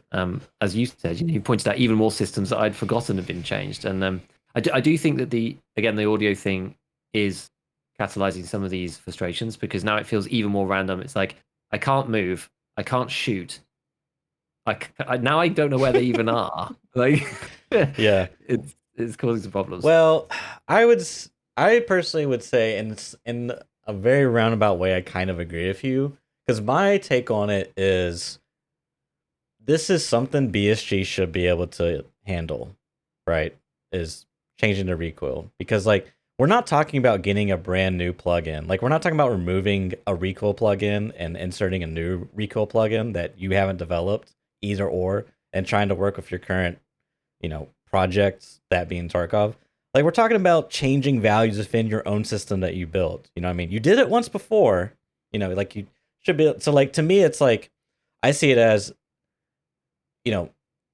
obviously people are passionate about for various reasons, whether it's balance or they want the game to be more of a skill issue game or whatever. But it's just something that I think it shouldn't really take them a lot of time to handle. Like, obviously the audio's really scuffed. It took them, however many months to get it to where it is now. It's really bad now. Now it's going to take more time. You know what I mean? Like, I just feel like the amount of cost of time it would take to like work on recoil to make it better. And this is also where it's like, I think the conversation, they got lost in translation because recoil has been complained about since like the inception of Tarkov. The inception. You can go back to like some of the old posts and they're talking about it, right? And I think what BSG read and what people were kind of saying, but it was lost a bit, was that we want the recoil changed and or we want more recoil or it changed is probably what is more accurate. Like, because the most common complaint was all the guns were like laser beams. And BSG read that as, oh, they want more recoil. Let's add a flat 30 recoil or whatever the number is. It's some weird like 31.6 or something. I can't remember what the data mine information says. But anyways, they did that across the board and everyone was like, no, this is not what we wanted. We wanted you to change the recoil system, not make it worse. And so I just feel like after we've played 2 wipes of the same system and there are clear winners of this change, I mean, just there's clear standout losers, there's clear standout winners. It's made it less enjoyable because there's essentially less options, less viable options. And on the low end, the losers feel really bad because it's just kind of like, I mean, shooting a stock AKM, it's just like you just might as well aim at their toes because like it's just gonna kick up everywhere random much. This is the other interesting thing about the system is I feel like aim at their toes, you might get a headshot. Exactly, and it feels like, and this is the thing, it feels like it punishes me because my natural instinct is to aim for either center mass or if I'm using a really low recoil gun like the head, right? And it just feels like it's punishing me because it's so uncontrollable that I'd just be better like a more casual player. I find that they're most common, a newer player to like first person shooters. A lot of them tend to like aim down low to sort of get the gun model off their field so they can see like their full range of left and right, so they kind of like aim a little low that way. And there's like times when you do that as well as like a more experienced player. But generally speaking, when you're, like clearing corners, you want to have your gun up high. But because the recoil is so freaking random, it's just like you never know who's gonna win the coin toss. But anyway, sidetracking here. I think that I lost my original point. I hate it when that happens. You bring up a good point though, because in Counter-Strike, most people have played this game at some point. The recoil patterns are predictable and you can memorize them. So like the AK, you would start off and then you would go down into the left Right. because the recoil pattern would group up and then it'd group off to the right. So you would compensate by going down and to the left. In Tarkov, the recoil patterns are not predictable. And the recoil is controlled by the character, and it's a skill and modifiers, and GigaBeef knows way more about this than I do, but just from playing the game, you know, there's nothing like you can compensate for horizontal and vertical recoil to a certain extent, but it's not the same like other games. And so in games like Counter-Strike, guns had recoil that was good and bad, but then the player could then compensate for them, and a really good player could actually like land a lot of the shots in a small grouping from a distance and actually compensate for that. Because you can't do that in Tarkov, and they've made that from a design choice to not go down that path. You're left with simply, you know, recoil good bad. And this gun good, this gun bad. It would be cool if cheaper guns with less attachments had predictable recoil patterns that you could get good at. So you could go in with like a base stock AKM and start getting really good with it and actually compensate and kind of get it usable. The problem now is it's just not usable, and it gets so far away from reality that, you know, you have that that British guy who does the gun museum. I forget his name. It's escaping me right now. He is like watching videos of Tarkov recoil, and he's like, that is not how that gun shoots. That is like so far off from reality that people look at that and say, well, this is silly. And then you have these people on the other side of the aisle that say, well, this is a game, and we're trying to make a playable game, and we need to balance things and make recoil worse so the gunfights last longer. And I can see almost all the angles, and it gets, you know, you can get into these conversations, just go round and round and round and round. But you know, I don't know. It seems like the recoil. Is anyone a huge fan of the crazy recoil on the lower tier guns? I feel like if we could even bring those up a little bit and make modding out an insane M4 clearly better, but not like, you know, 4 standard deviations better. Yeah, I think that's a common thing, isn't it? There's a common thing people are saying, just like compress the range. You know, if like a full meta M4 gets to, I can't remember what number it is now. Is it's like 26? I think maybe it's either like 28 or 26, and it starts off at 90 something. You know, why can't the full meta version be 30 and then, you know, or the 35, and then the top end starts at, you know, 65 or something? And that's actually the way that a lot of these guns get added. I mean, there's so much to this recoil thing, right? There's like. And it's kind of what you were saying, Church, about, oh, well, there's more important stuff to talk about. Like, yeah, sure, like audio is more important. That's fine. But like, we have a recoil system that's been in place for ages. There's a couple of different routes of things that you need to do, right? If you really wanted to like fix the recoil system, and it depends on what you want to incentivize. Like maybe BSG are happy with the way that they want it, the way that it is implemented. But if they want it to be more realistic, you have to incentivize people to use single fire and burst more, right? Which the current system does not. The current system still sucks for burst. Like you kind of need, like the recoil profile right now goes up, and then down to the center, and then full auto is this now new stabilized pattern. So the compensation for that is to jerk down, pull back halfway, and then that gets you on target, right? Really, you should be having like shots 1, 2, 3 should all kind of be like sort of like maybe like random around the same spot, similar area. And then the recoil kicks in, and then it stabilizes, something like that, just to get the first couple of shots, so you actually get that grace period, and maybe that, you know, there's a cooldown reset or whatever on it. Also, the pivot points on the guns need to change back to the shoulder. They don't turn in the right place. We spoke to Spectator 6 about this. He's got a whole video series about the flip is a lie. I think his whole video series about it, but it's completely true. Like the recoil system basically acts as if every gun is a pistol and held in the hand, and the gun pivots around the hand. Anyway, these things are like really big changes that you'd need to then test across every weapon, test all the models, make sure nothing looks screwy anymore. Like I posted a video, not just to Twitter, because it's kind of a throwaway thing, of firing, was it the stockless vector? I can't remember now. And it's like your shoulder ends up actually in your screen, because it's like the model's not done properly. And I posted a bug report for it, and they actually went and fixed it. But it's another symptom of the problem, right? If you went and fixed it, you'd then end up having to fix all of these other things as well. Like some gun wouldn't work, the folded Kedda now wouldn't work, or blah, blah, blah. Like it's a lot of work. I think I agree with what you're saying, Church, is that, okay, maybe the recoil system isn't perfect. Yes, maybe they can do an overhaul later at some point in the future, once more stuff is in the game and once we're closer to 1.0. But right now we have a system that is it's workable. It's not the best thing ever, but it's workable. Just change the numbers in the system that you have already. just start doing it. Like how much time does that really take? Like take the UNP down a little bit, right? Bring the M4 up a little bit. Like it really is not that big a deal to start tweaking some of those numbers and seeing how the player base responds to those guns. Because right now, there's basically no need to ever use the M4 ever right now. You know, you've got the SCAR, you've got the MDR. Those guns are really good. You've got the AK-101 that's really good. Like the HK and the M4 they're just dead. They're just off in the side. They've added the G36, but because of the terrible stats in the background, nobody ever uses that gun. It's complete garbage. It's got terrible vertical recoil stats. It has horrible ergonomics. No one ever uses it. It's just awful. It's no recoil weekend. Come on, no recoil weekend. Give us what we want. Let's test it out. No, I just want them to fiddle with the system that we have. You know, I just really want them to change the system that we have and just do some tweaks. Doesn't need to be anything crazy, but just start changing these stats. Like, you know, when the 545, I mean, it still doesn't feel great, but they decreased the base recoil on the 74N, M, blah blah blah, all of those guns. Cool, that was good. You know, they tweaked it a little bit, made them a little bit more in line. Fine. You know, just do stuff like that. They need to.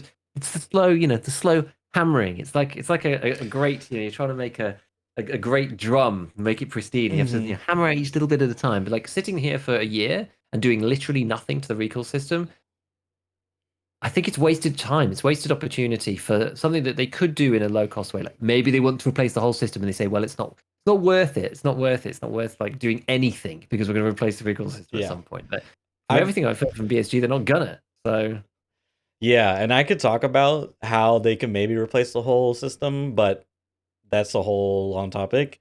And as you brought up, you know, like what did they want to incentivize? Blah blah blah. Right now, as you said, your incentive at 5 is a full auto, and just some guns full auto better than others. And what's going to happen is in a couple of weeks, everyone's going to be running around with their mutants and RDs, and it's going to be they're going to have PS ammo, but it's still going to be the same great guns and umps and like whatever else, you know, SCAR Ls, like actually MP7s. I guess it's kind of an ammo thing, but you get my point. There's going to be the same guns, and we have so much content in Tarkov, but it's just not viable. It's really like you are actively gimping yourself in a strategical and game of loss, you know, the competitive game where you're going to lose stuff. Like no one's going to, unless you're like me and you just like pain and suffering, you're going to use the STM. But otherwise, you know what I mean? It'd be nice to actually have, Clean did a good video, and I thought he had some really good ideas there where he was like, this PPSH has this much recoil, this ump has this much recoil. Yeah, this one fires faster, this one fires slower.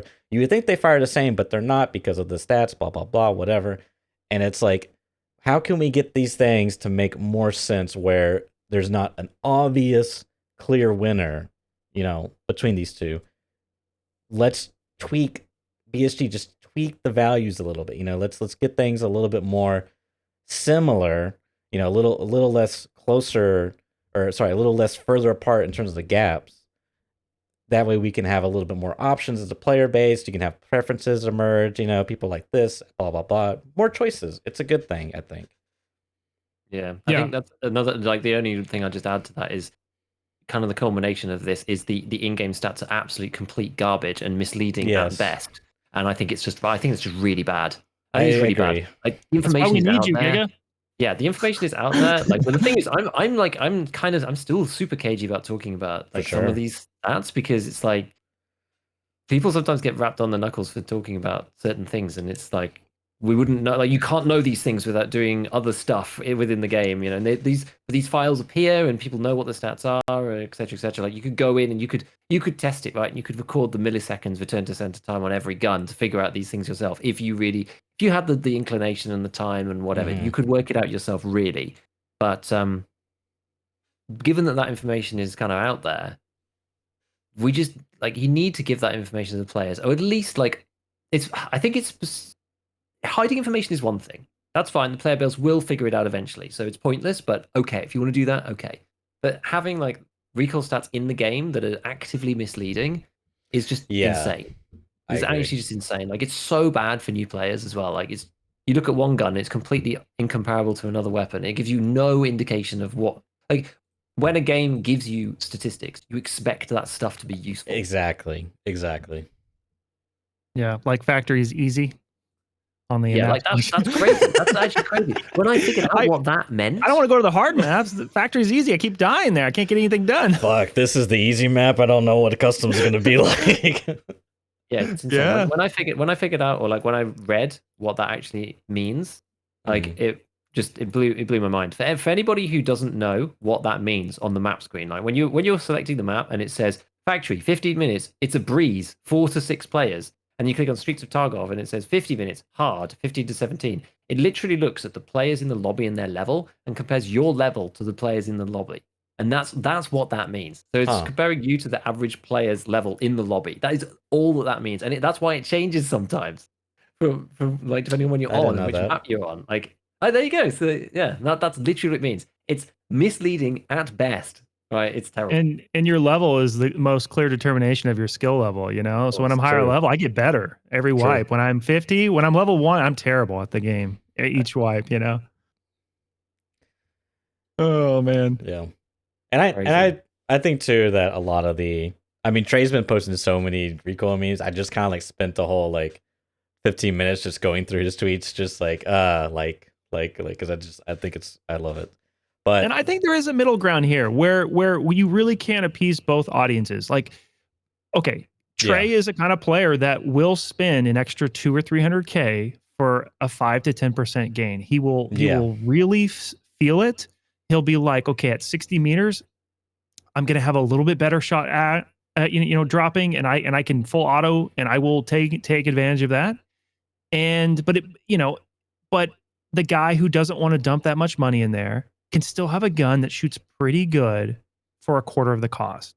You know, it like we could just narrow it down just a little bit. I think the Giga Chads will be happy, and the newer players, the guys who are more casual or are playing at a lower level or whatever, will have a gun that resembles a modern weapon. Like the ones that they've shot in real life or seen. It's somewhere in the same territory. Yeah, it's difficult. It's really difficult. Man, it's like it's so hard to decide exactly like which bit should be looked at in which way and how then you fix that between, and because ultimately it's a game too, right? You've got the progression, you've got like the realism people, which I just kind of ignore, and then you've got like the progression itself, which is guns that you spend more money on and have high tier attachments should be better just from a game sense because they cost more money and they're locked behind stuff, and it's that Tarkov's a sort of pseudo RPG in that respect anyway, and that's what the devs are going for, what Nikita's going for. So there's that angle to it, but then you've got like the unrealisticness of it, which is only relevant in the fact that the burst fire is so terrible, and a different recoil profile might make more sense. The only thing that is kind of interesting is you touching before on like set weapon spray patterns in particular. I mean, I personally think that only has a place in competitive games because it's completely that's a 100% gamey system that is in line with competitive play for people who want to compare skill against each other first and foremost and nothing else. And my personal opinion is that it has no place in EFT because so Rust used to have this, right? And they changed it so it now no longer has it. CS has that system, but I don't think Call of Duty does. I don't think it ever has. It has a light version of it. It's interesting. It's very light. Like there is a pattern, but it's a very broad pattern. Like CS:GO has a very fine pattern, and there is some variance. Like after a couple of shots, like at distance, like you can't just like spray people. Like Rust had no variance. Well, it had a little bit of variance, but anyways, sorry. And it gets Valorant too, because Valorant's like right. CS clone. So the people who like that system like that. But I mean, I guess the thing about Tarkov is that, and the recoil itself is random from shot to shot. Like it's not the same each time you do it. But vertical recoil, in a sense, is sort of like that, right? Every gun has an up and down pattern, every single one. So there is there's a controllability thing within the vertical recoil. It just every single gun has the same recoil profile. It's really the horizontal that kills people in the EFT. Yeah. That's what gets you because you just don't know whether it's going to go left or right. I've been playing around with the AUG recently, and it's when you're single firing that thing, it's just like it's like it's so hard to know. So if you're firing like 2 shots, you never know whether it's going to be up and again or up and back or left, right, whatever. Like it's pretty insane. And why things like the Scar end up feeling quite good because they're horizontal recoil is like so decent.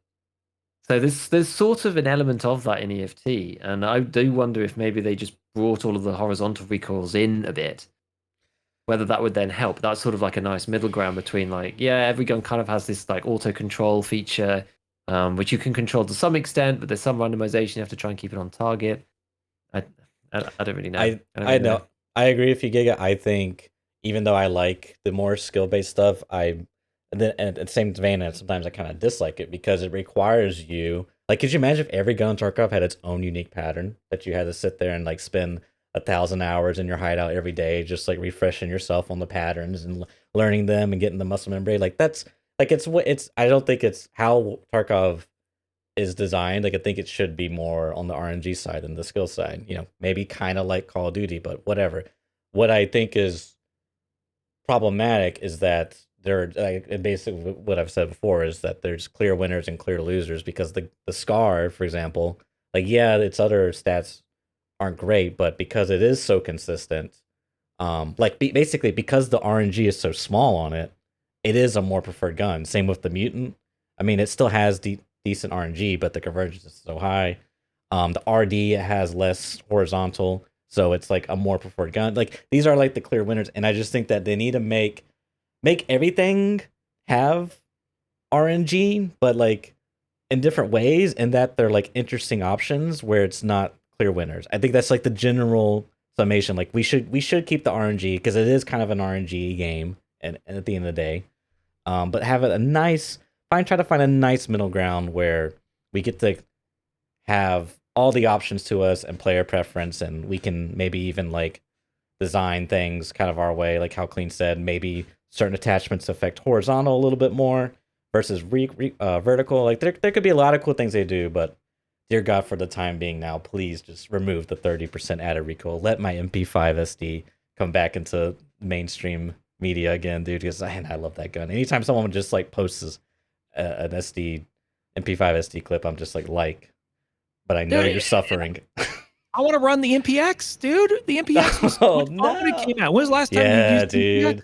I used to love the MPX, man. You know that gun, it's sad because that shouldn't even be a bad gun. It's like on an M4 platform. Like you could run all the same attachments. Like it just doesn't even make sense. And so I don't want to complain too much, and I don't want to be too negative fest. We've already been talking about cheaters, but yeah, I'm in agreement. Yeah, like, you know. Yeah, I think like certain aspects of it do actually feel okay. It's like when I was going through and me and Church did a whole cast about this one point, which is the 7.62x51 weapons, which actually feel pretty cool. They're quite interesting and quite decent. I quite like the combinations there. You've got the RFB, which is really cheap. It's got a very snappy return, but the recoil is super high and there's not much you can do about it. You've got the Hunter, which is just dead. But then you've got the you've got the MDR and the Scar, which go full auto, but the MDR can't go that low, but the ergo is really high. The Scar, you can make it slightly better, but the ergo is not as high. Then you've got the single fire ones. You've got the SR and the M1A. Those go really low recoil, but they're not full auto. The M1A is super, super heavy, goes lower than the SR, which is slightly lighter. Then you've got the G, oh God, what's it called? The HK 17, 417. Yeah. G28. Or The G28, that's it. The G28, yeah. And that one's got probably the worst recoil profile out of all of them, but it's incredibly light. So you can make underweight kits with that thing and still run, 51 NATO. It's like it's actually really a really nicely balanced like class of weapons, and the caliber in general works super well. Like it's a good round. You don't need to hit people up, with that many and they die. Like it's just everything about it is really cool. And when I was going through, and then the RSAS, which is like super top tier, and that's really heavy. So it's even better than the SR. So there's trade-offs, there's advantages, there's disadvantages. It's a hard decision. Not everyone runs the same thing. Some people love the M1A, some people love the SR. There's like economics angles to it as well. Some people really want the full auto, so they go for the MDR. Like it's so good. Like it's actually really, really nicely balanced. Whereas you look at something like 5.56, which is just a complete. It's just garbage, and 9mm is just completely dead, right? It's just like I find the whole thing so weird. Yeah, and expensive. It's just like the M4 and the HK are just completely ruined. You need something that's got decent stats in the background, which those two do not. All the single fire weapons have absolutely they do really have like no no decent advantages over the full autos. Like you can get the full auto weapons to nice ergo if you want to. So there's really no reason to run the ADAR or the TX. There's really no reason to at all. I don't know. It's just like I'd like them to get to that stage, and if you do, and the relative, and also then between the count. So if within the caliber, if the weapons are balanced nicely and have good trade-offs, and between the calibers the recoil makes sense, then it doesn't really matter where the recoil is overall, if you know what I mean, because everybody's kind of in that same boat, and you're going like, well, the 9mm are a laser beam, but I basically have to use PST, Right. and now they've made, and I actually responded to one of Trey's points, and I'd said about 9mm, and he was like, oh, and 5.56, you need, because I said you'd make 9mm great again, basically on his post, and he was like, oh, and 5.56, but I was like, well, you have to be careful about 5.56, dude, because people can run M995 and like 5.5A1 and stuff, whereas like 9mm, that's just not the case. I was like, I would rather 9mm, all the weapons in 9mm to become like full-on laser beams, and AP 6.3 still to be really expensive, than I would just make AP 6.3 cheap and the guns still suck. Like that's not the way. Right? They're making AP 6.3 cheaper. Like they've done it now, right? It's only like $4 now. It used to be so expensive. Really? It was like the Vector came out, they locked all of it outside of PST off to level 6 billion traders. Yeah. Then they put it in as a craft, but it's super expensive. Then they brought it back to Peacekeeper 4. Now they've brought it back again. Now they've made it cheaper. It's just like, fix the freaking guns, dude. Yeah, like, I know. It doesn't matter if the ammo is expensive. People will use it, especially if it's like a full-on laser beam, and you're like, fine, well, I can use 6.3. It's pricey, but like the gun's got a 17 recoil, and so I can shoot people in the face with it. But if I don't, then the pen's not there, and I'll die, right? And that's the trade-off that you're looking for. It's just I don't know. It just seems really obvious to me. Yeah. No, I mean, I'm there. I've come up with all kinds of like wild systems to balance things, and I always come up with there's always some flaw, like I had one idea where I was like, well, guns should be primarily ergo or recoil and not both. So like you can have a gun you can hold real steady and snappy and single tap, but its recoil is going to be bad. Or you can have a gun that has really good recoil, but it's not steady. And every time I come up with one of those systems, I'm like, oh, this is just terrible. This is just terrible. Like I don't. They can remain in this current system, this current world. It can be changed, and I think most people are in agreement. Why is Trey's post so controversial? Why do people? Is it like a anti-Giga Chad thing? They think he's trying to go too far. I mean, because I've watched some of his stuff and I've seen a few of his posts, but I haven't really dug into it. Does he want recoil to go back to the old days, and people don't like that? Is that I'm surprised there's even that much outrage. I'm not actually 100% certain exactly what he wants, and I think this may be the issue. Maybe I've not read into it in enough detail from exactly his posts. I mean, I have looked at pretty much all of them.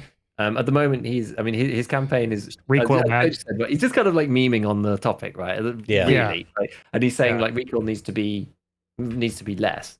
So I'm not like 100% sure exactly what he wants, but I think it's a lot of people interpret it as, I'm a Giga Chad, I want to go back to having laser beam weapons. And I don't know whether this is intentional, but I also feel like his comments are taken within the context of like the Chad grouping. Right. And the Chad grouping kind of like theme for the past couple of months, on and off from different people, and not necessarily Trey, because Trey's actually one of the really stand-up guys. He never complains about stuff, and he really is. He's definitely one of the better guys there in terms of the way he handles with the community and stuff. But the broader Chad grouping has had a lot of memeing on, take me back, patch, 1211, the old HK baby, I guess so, the 416 with the PK06 on it, and all of this stuff, right? It's like.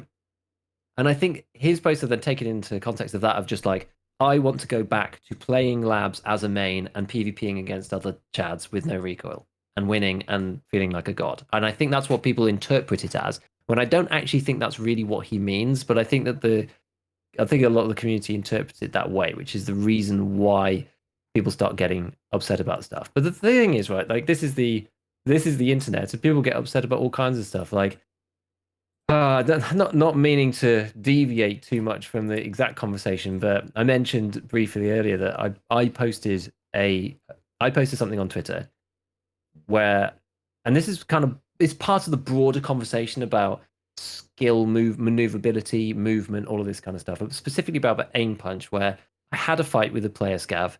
I got shot. The screen's blurry. I was full autoing with the scar at, I mean, what was the range? 2 meters or something? And I ran out of bullets and died. And I was astounded that I didn't kill him because I was pretty sure, I'm not the best shot in the world, but I was pretty sure that my crosshair placement was decent.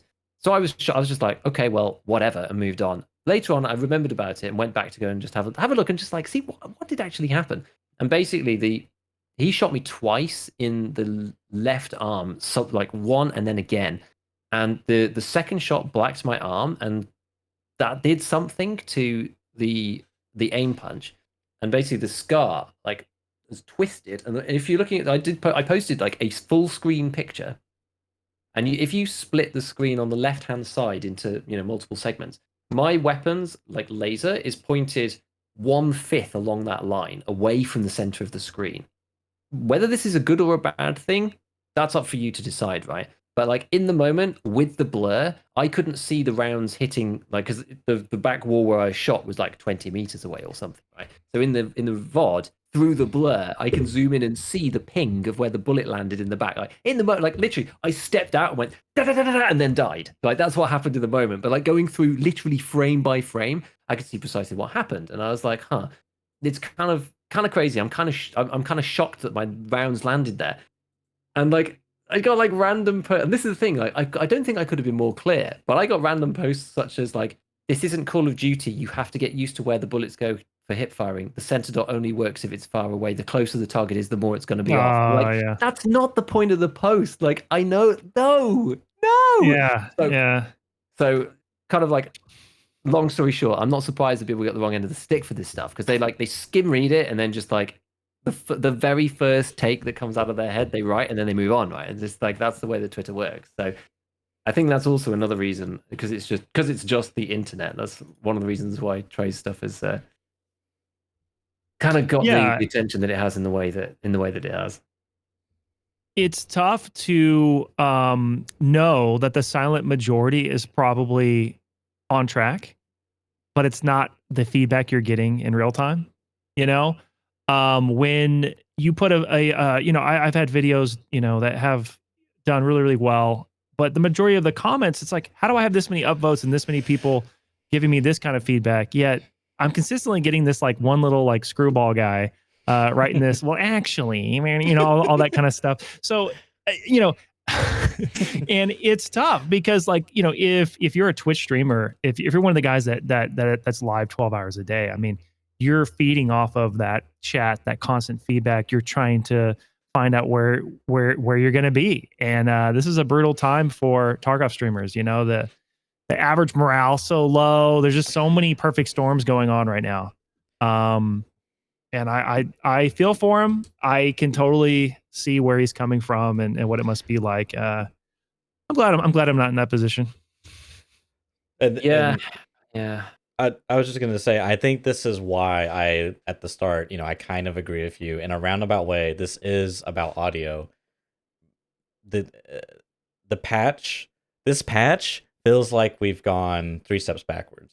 Like Streets is bad performance wise, desync, it's kind of sucks. The new content's kind of, sucks. Audio's all over the place. And then it's like, we should, I feel like Trey and them, they've been talking about Recoil forever, and they still have, like, they've done some changes here and there. Don't get me wrong, they've done some changes, but I think what Trey's saying, like, just go back to the old one, and like, let's get a W for this patch. It's kind of what I'm feeling. You know what I mean? Like, I'm playing Streets a lot, and when it's, it's fun. It's a new map, it's fun. But the performance sucks because using a 6x, and I was like, it's just like literally you can get. For me, anyways, on my system, I can get a stutter, and it could be while I'm scripting, and it could be anywhere from like 1 to 2 seconds, and I'm just like terrified because I'm trying to kill the scav that's wanna me from 1,000 meters away. It's really terrifying. But anyways, that's kind of where I'm at. Is like why I'm so like happy that this is a hot topic in Tarkov right now. Because if they do change it, for me, it could potentially be a really big W, and bring the and like bring the system a little bit more in line. And like, listen, they can like work on it down the road if they want to really redesign it and incentivize this type of play style or behavior or whatever. But like for now, let's just take what we got and try to get everything to be a little bit more competitive between each other. And you know what's funny, Giga? You mentioned all the 7.62 by 51 guns. You know what's funny left out? What's the SA58? Yeah, That gun is listen, so dead now. But I would rather there be 5 guns that are balanced and 1 gun that's crap. Right? That's fair. Fine. That's fair. That's fine. That's okay. Rather than like all the guns are just total trash and 1 gun's amazing. You know, that's the problem with like the Absolutely. VP, like 6239, right? Absolutely. So yeah, I don't know. F's in chat for the SA58. But that's the thing. Like, I don't want to go back to the 1211 recoil. I really do not. I do not. But the current recoil system also isn't it. And I just feel that I feel like there's a middle ground where maybe, you know, if they added X recoil to every gun, maybe take half of it away or something, right? Maybe just do that.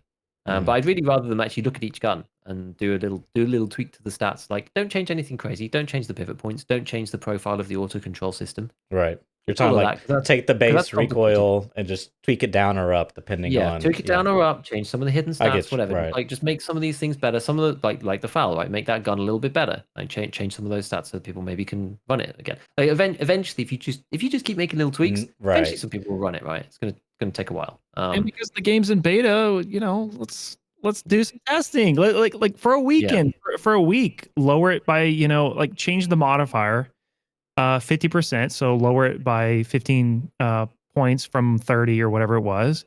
And for a week, people can make videos and test it out. It would be interesting. It's something to do. It's fun. And people can decide, you know, if that's cool. And it would be interesting. Change stuff. And that's why I like the ammo changes.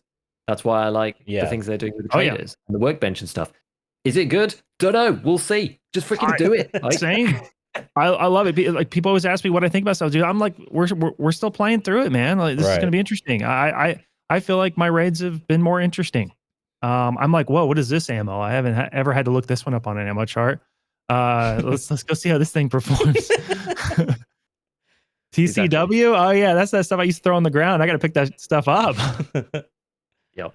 Because I think like previously we've talked about how it's, you know, well, the game's not going to be in that state, and you know the whole game's going to change. There's no point them doing X feature now. There's no point rebalancing Y feature now because everything's going to be different in the end game. It's just like, why are we bothering to test anything then? Like, what's even the point of the current situation? And like, unless the end game is going to be radically different, they're going to overhaul recoil completely. Like, we should at least be tweaking our way towards the end system bit by bit, right? It's like they're doing with the rest of the game, slowly like fully open, and then they slowly remove stuff, and like thermals are gone, and then this is gone, and then these guns are gone. Now this ammo is gone, and now you have to do stuff in the workbench. So we should nudge our way to the end result. I don't think the argument of we should just wait because it's going to be totally different. Well, then, 1.0 is going to release. It's going to be awful because the system's going to be totally unbalanced. They're going to implement something random that's untested. What was the whole testing period for? So I never buy that argument personally. Because when they add photon cannons and laser guns, the M4 is going to be irrelevant. So like, why are we even? Don't even worry about it, guys. Like, don't test it. It's fine. Oh my god. Yeah. Okay. I think that horse has been buried again. Hopefully something will happen at some point in time. But until then, I'm gonna be rocking that UMP 45, baby. So, Giga, anything else you got on here from this you want to mention? Or running overtime? I think that's kind of covered most of it. I mean, there was like, there was random things. I mean, there was one well, it's kind of important. BSG did actually release a roadmap of fixes. We probably should have talked about that right at the start, but we were talking about cheats and other interesting stuff. So it doesn't really matter what's on it, but they said that these are the things that they're looking to fix in the upcoming patches, audio and these bugs and this bug and blah, blah, blah. Okay, that's interesting. BSG never say stuff like that. So that's cool. That's a welcome thing. You know, they're interacting with the community about what they are hoping to fix. And I do think that that's a good response to releasing the audio in a super cooked state like it is. It's pretty bad, right? Because they, rather than just being like, okay, we'll keep Steam audio in for the maps that it's not finished or whatever, they're just like, we're just releasing the whole thing. It's not ready on these 4 maps. Have fun. which is I mean, it's definitely an interesting approach. I mean, I don't really care. Like, this is the thing. I don't really care that much. Like, it's fine. Some people are super angry and super mad, but like, yeah, reserve and shoreline and interchange and these places are just like really hard to play. And even the maps where they said it was going to be it's good or it's done or it's like the first iteration is actually completed, they still aren't amazing. So yeah, I'm looking forward to that. I think that's basically that from that perspective. There was a couple of things that got banned from secure containers, and anybody who's getting further along in their hideout will probably have noticed a couple of items you just can't buy. So like Intel Center 3, you just cannot buy. There's like far forward current converters, like signal amplifiers, stuff like this. Like there's one thing for the solar panel, one thing for Intel 3. You just can't buy them. They're mechanic barters, but they're locked behind quests. I think they're Lightkeeper quests, so you basically have to go to labs or somewhere. I'm not sure if there's anywhere else, but people have said you have to go to labs and find like tech spawns in labs and go and get them there. So maybe more information about that when I actually go and try and do it. Yeah, I mean, that's other than a few other, like there's random things, right? There's random things like they brought the mechanic rails back to level 1. They're not on barter anymore. You used to only be able to buy the M blocks, the 4.1 and the 2-inch rails at like mechanic 2, and they were barters for like a tape and some other USB, I think it was at level 1. You can now just buy them on level 1, which is screwing up everyone's gunsmith because they've managed to somehow clone the. It's got like a different item ID, so when you assemble in the gun preset, it never finds it because it's like I don't know what they've done. They've messed that up, and you can only buy four fleece hats in any one time, which is really annoying if you're trying to make fleece in the hideout. You have to now stockpile fleece hats whilst you're making Kajura on the off cycle. So yeah, that's stream of consciousness later. That's basically it. Those are like the random bits that don't fit anywhere else that I've noticed this week. Well, you brought up the container, so you know it's my turn. Does no. anyone else find it weird that they're increasingly keep targeting container bans that specifically pertain to bringing items in the raid that are in the container? Like, at first it was mags, right? People were bringing mags in the container, and they banned that. Then it was nades. Now it's armor. Like, if you could go back in the day where it was like guns, armor, but like it's just like an increasing long list. Like at the end, are we just not gonna be able to bring ammo and meds in the container? It's like it feels like the sole purpose how BSG sees the container is for you to go in, find something, and then put it in the container. Does anyone else think that's kind of weird? Make it a one way. No, I mean I'm on the one way camp to be honest with you, but I feel like the one way idea is the way that they're going, right? It's the whole idea of you bring in things that are annoying to lose, but you're not going to be able to like game it by bringing like ult and face shields and just like hot swapping constantly. Right? They didn't want people have 60 round mags in there, fine. They didn't want people having guns in there and doing shenanigans, fine. They don't want people having face shields in there, fine. But have your meds in there, have some spare bullets, have serve 12 or CMS, that kind of thing, and then that's it. I think it's utility. It's a utility thing. Well, like you don't hot swap always nades.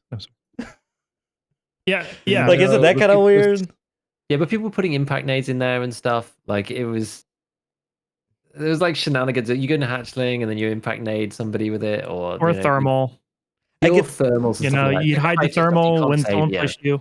Yeah, so it's just I guess what I'm saying is like I just almost wonder if BSG is like attacking the symptoms and not the problem. I mean, container talk 2.0. But anyways, I'm sorry. So to that, wouldn't it be cool if they made it so that the container takes a set period of time to open?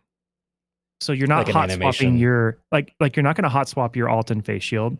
You don't have time to put your thermal. You can't run up to tech and put a graphics card in there real quick while a dude's pushing you when you have no gun, because it's going to take you 15 seconds to open it or whatever. You have to go through an animation, and so opening maybe keys would be exempt from that.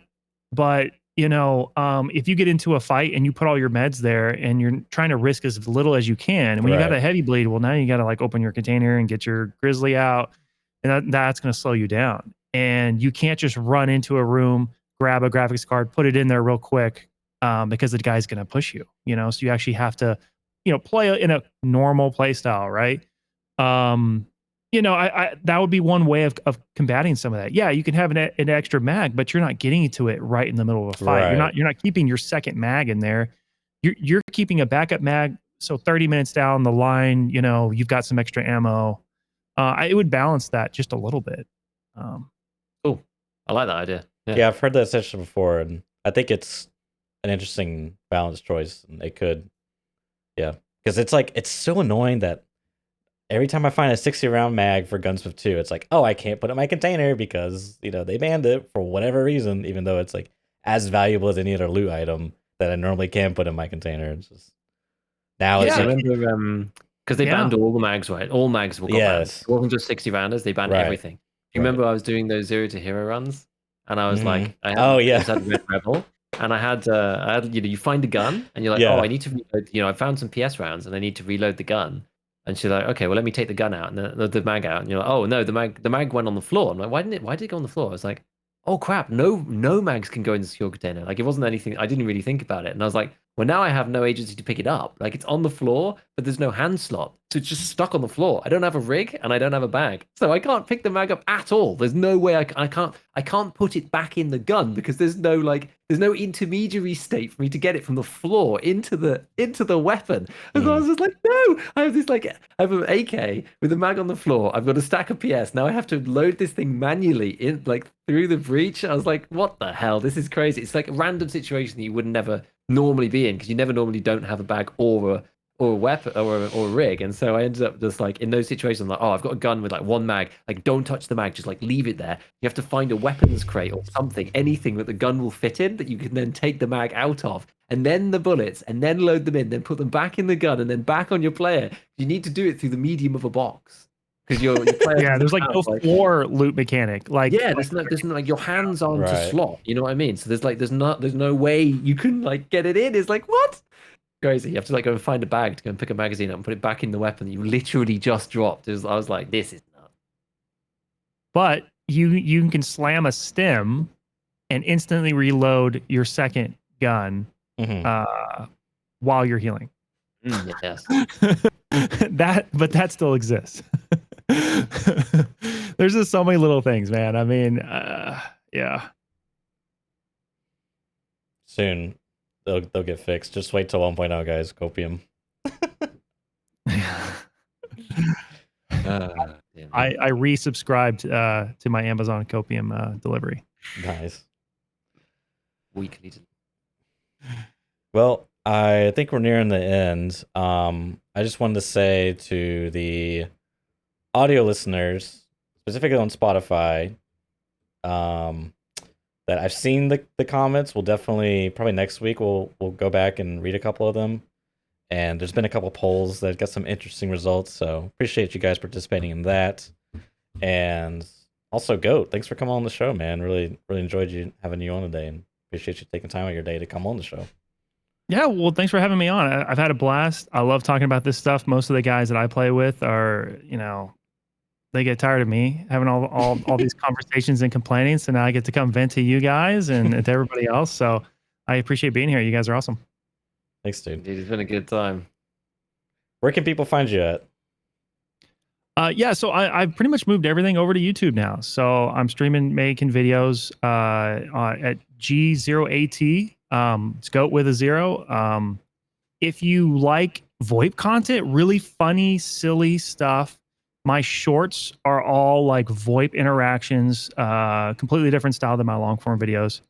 And I have some long form videos. Some are serious, some are just gameplay. You check it out. It may be something you enjoy. And I appreciate anybody who comes by and leaves a comment. I read all the comments, and I really appreciate it all. You know what's crazy is I've actually seen, I think before, because I've seen you comment on ScavTalk, and then I clicked on your username and I saw your channel. I was like, wait a minute, I've seen this guy on Shorts before. So there's probably a chance you've seen Goat before on Shorts, because I mean, you have some shorts that have really popped off, if I'm not mistaken. Yeah, my short content is the most viewed. So if you look at my subscriber base, 90% of my subscribers come from shorts, which is kind of crazy. Kind of crazy, right? Yeah.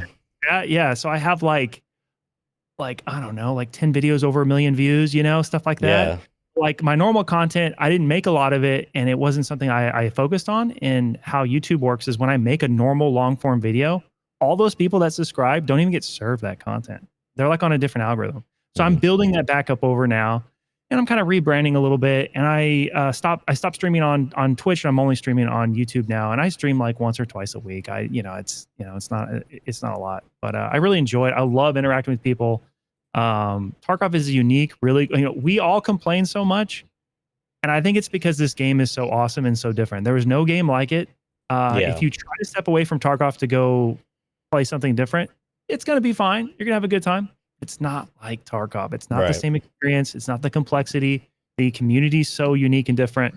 As long as PSG's got the servers on, I'll be here. Cool. Thanks again, man, for coming on. And with that, we'll catch you all next week. Catch you later.